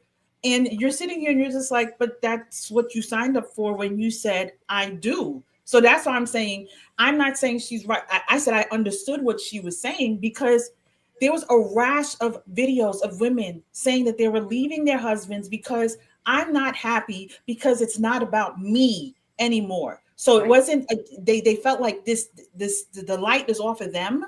And it's now they're required to sacrifice and become one. And now I got to care about his needs. And these were real videos of real women that were out here leaving their husbands and making these announcements. So clearly there is something missing when you have women that have their husbands walking out them their husbands because now they're required to be one with their husbands and be their helpmate. So you didn't understand the vow that you took when you said I do? And I know I was reading a lot of comments and people were saying, oh, that's because you're single, Crystal. That's why you understood what I said. It's not about being single. I come from a family where my grandparents were married almost 60 years before my grandfather passed away. My parents will be married 47 years. I understand marriage. I understand marriage very clearly. And I understand, because I study the word of God, what kind of covenant, because most people think about marriage like a business contract. No, it is a covenant. So it's not a joke. And that is why Crystal has not said I do yet, because when I do, I am done. I'm not out here playing the field. So that is why I understand taking marriage is very serious. And a lot of these women, they want to play with it. It ain't a joke. It's something that is serious. And so I appreciate what that woman was saying, because most people are sitting here on TikTok and they're like, oh, if I get married, I'm going to get flown out here and we're going to go visit here. These are the things that you're seeing all over social media. And these women, these are younger girls growing up and believing this is what marriage is going to look like. And it's like, that's not what marriage is about. Understand what it is about. So that is why I said I understood what she was saying. I get what she's saying, because there's a lot of people that's walking around this place delusional when it comes to marriage. Yes. Women and men, not just women and men that walk around delusional, because there are men who walk around and think that all you're going to be doing is making him sandwiches. He feels like he has nothing else that he's supposed to do. I've heard men talk like that too. They don't understand what marriage is about. Go read the Bible and learn what marriage is about. Listen, people just need to stop. People put a lot into marriages, not realizing that marriages are, for the most part, they're pretty simple. You know what I mean? It's just two people both working towards the same. And a lot of people like to wrap all types of things in it, you know, and say, well, oh, the only reason they stayed together is because of religion, or it's because of this, or it's because of that. Okay, the reason they stayed together is two people who loved each other, who knew they needed each other, okay, and still had those old-fashioned values. But nowadays, you know, everybody feels like that they could do better by themselves. You know, they'll be together for so long, and then one will get a promotion. It could be something as simple as a promotion. You know, let's just say the guy's with his woman, they make about the same. The woman gets a substantial raise. All of a sudden, she's making more than a man. She feels like, you know, she is better. She's on a higher level, and she needs to go find somebody on her level. You know, and relationships end for just simple stuff just like that, all day, every day. You know, and women will say, well, he was a good guy, but he wasn't my guy. What does that mean? You know what I mean? They come up with all these stupid little rationales. You know, look, if you want to have a happy relationship, okay, play the role of a woman. And if you don't know what that is, okay, don't ask your mama, all right? Because apparently your mama didn't teach you, so you need to go further down the line. Go ask your grandma, and if you ain't got a grandma, go ask somebody else's grandma, all right? You really need to get a grip and find out what it is that men want from a woman, all right? Once you find that out, it's very simple. The relationship goes by smoothly. Okay, I said it the other week. Wives was my witness. Sleep with your man, cook the man, you know, some good meals, and don't talk to him. You know, like your man ain't your everything. He ain't your spirit animal. He ain't all these little nice little names you like to give him. You know what I mean? Like a man ain't even your friend. He's your man. And that's the part that becomes disappointing to women. They believe all of that. Yeah, they believe he's going to be your friend. He's going to be your emotional support. And when they find out he's not, that's the problem. Look, me personally, when I was married, I encouraged my wife to have friends. All right. My wife had 7, 8, 9, 10 friends, and they would come over every Thursday and they would sit around and talk, and I go get lost. You know what I mean? Because I got my friends. At the end of the day, I'm not trying to be your friend. You know why? Because I'm not interested in what you got to say. That's right. You know what I mean? And I know that sounds rude and that sounds cruel, and women want to be connected and all this and all that. But check this out. We gotta have our own personal lives outside of each other. Okay, you got your life, I got my life. We come together and then we share a life. When you make me your everything and I make you my everything, you know what's going to happen? That's going to wear out real quick. And You then married because you care what I he has to don't say. like you. You don't like me. You hate the sound of my chewing, my sound of my breathing. You hate the way I walk across the room and all this. You know why? Because we done been around each other too long. That's why the 80s marriages will work. I go off to work. Guess what? All types of stuff can happen. An earthquake happened, roof caved in, all that stuff happened while I was at work. I didn't find out till I get home. But nowadays, I got my Okay. cell phone. I get a text every 10 minutes from you. Smiley face, this, that, Facebook post, Instagram post. You didn't like my picture. Come on, man. It's just too much. People get tired of each other. Like, go get lost with your friends, man. Go eat a $20 salad or something. Leave me alone. Michelle, get in there. I know you wanted to. I was just saying, if a woman got to know the man, they would know that from the beginning, to know the things that you're saying. But I don't think that people take the time to get to know each other, which is a part of the problem as well. In addition to this Disney fantasy is what people call it, which I hate, but that is what it is, which is why I say, you know, you got to grow up from the age of 14 or 15. If everyone can go to college and get educated and everyone can figure out how to get on the other side of the world and figure out how to do all these things, they most certainly can figure out how to communicate with someone and work through things and be together or not. It's just as simple as that, in my opinion. I would agree with that. And with that being said, I want to get out of here, y'all. I'm sorry. You guys, all good. I kept y'all on a lot longer than expected, but I'm tired. I got to get up early. So we got to do this again. But appreciate you guys pulling up, man. Thank you guys very much. Thank you. You know, thank you guys for hitting the like button. Everybody that supported the channel financially this evening. Thank you guys very much. We're going to get out of here. You know, I guess we'll be back at this thing next week, right? Next week, late shift, next week, 9 p.m. I don't know. Like you changed up the lineup for the morning show. I'm confused now. What do you I mean? don't know. I don't know, Wise. I'm getting a lot of hate in the chat. I don't know if you cruising the chat, you know what I mean? But I'm getting the STFU, you know, all across the board because they ain't like my little friend comment. Well, guess what, bro? If your wife is your friend, then cool, man. That's cool for you, bro. But my wife ain't my friend, bro. She my wife. That's just the way I see things. So you I know, understand that. I we disagree. all I mean, have my our wife's my home. opinions, My bro. wife, that's You the can homie. disagree. You know, so I guess I'm one of those. You know, in that, you know, my wife But and I, we were I tell friends you for what. a while before we actually, you know, kind of took that step. So you know, we cool. Take a look down in that chat, man. They done lost all Christianity up in there. So I ain't trying to hear none of that wrong religious. You know, as soon as you say something they don't like, here it go to abbreviations. Okay, God know what those abbreviations mean. So y'all need to chill out. All right, because God watching. All right, get your Christianity back. It's just a show, bro. Calm down. And that just answers all questions. There could never be a Crystal and Rolando because my husband will be my best friend. With that being said, we're gonna get out of here, man. Thank you guys so much for pulling up today. Thank you guys. Hopefully it was the first for some of you guys. What Won't if be he the changes, last. I hope. Crystal? Come hang out with us.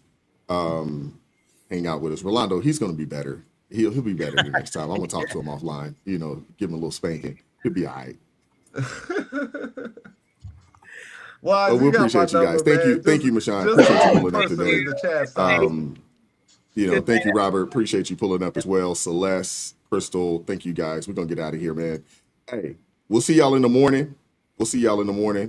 9:30 a.m. Eastern Standard Time for ARP in the morning, man. Y'all take care, man. God bless y'all, man. Peace. God bless. Right. It's the late shift crew, you already know. Handling this, stacking chips, money flow.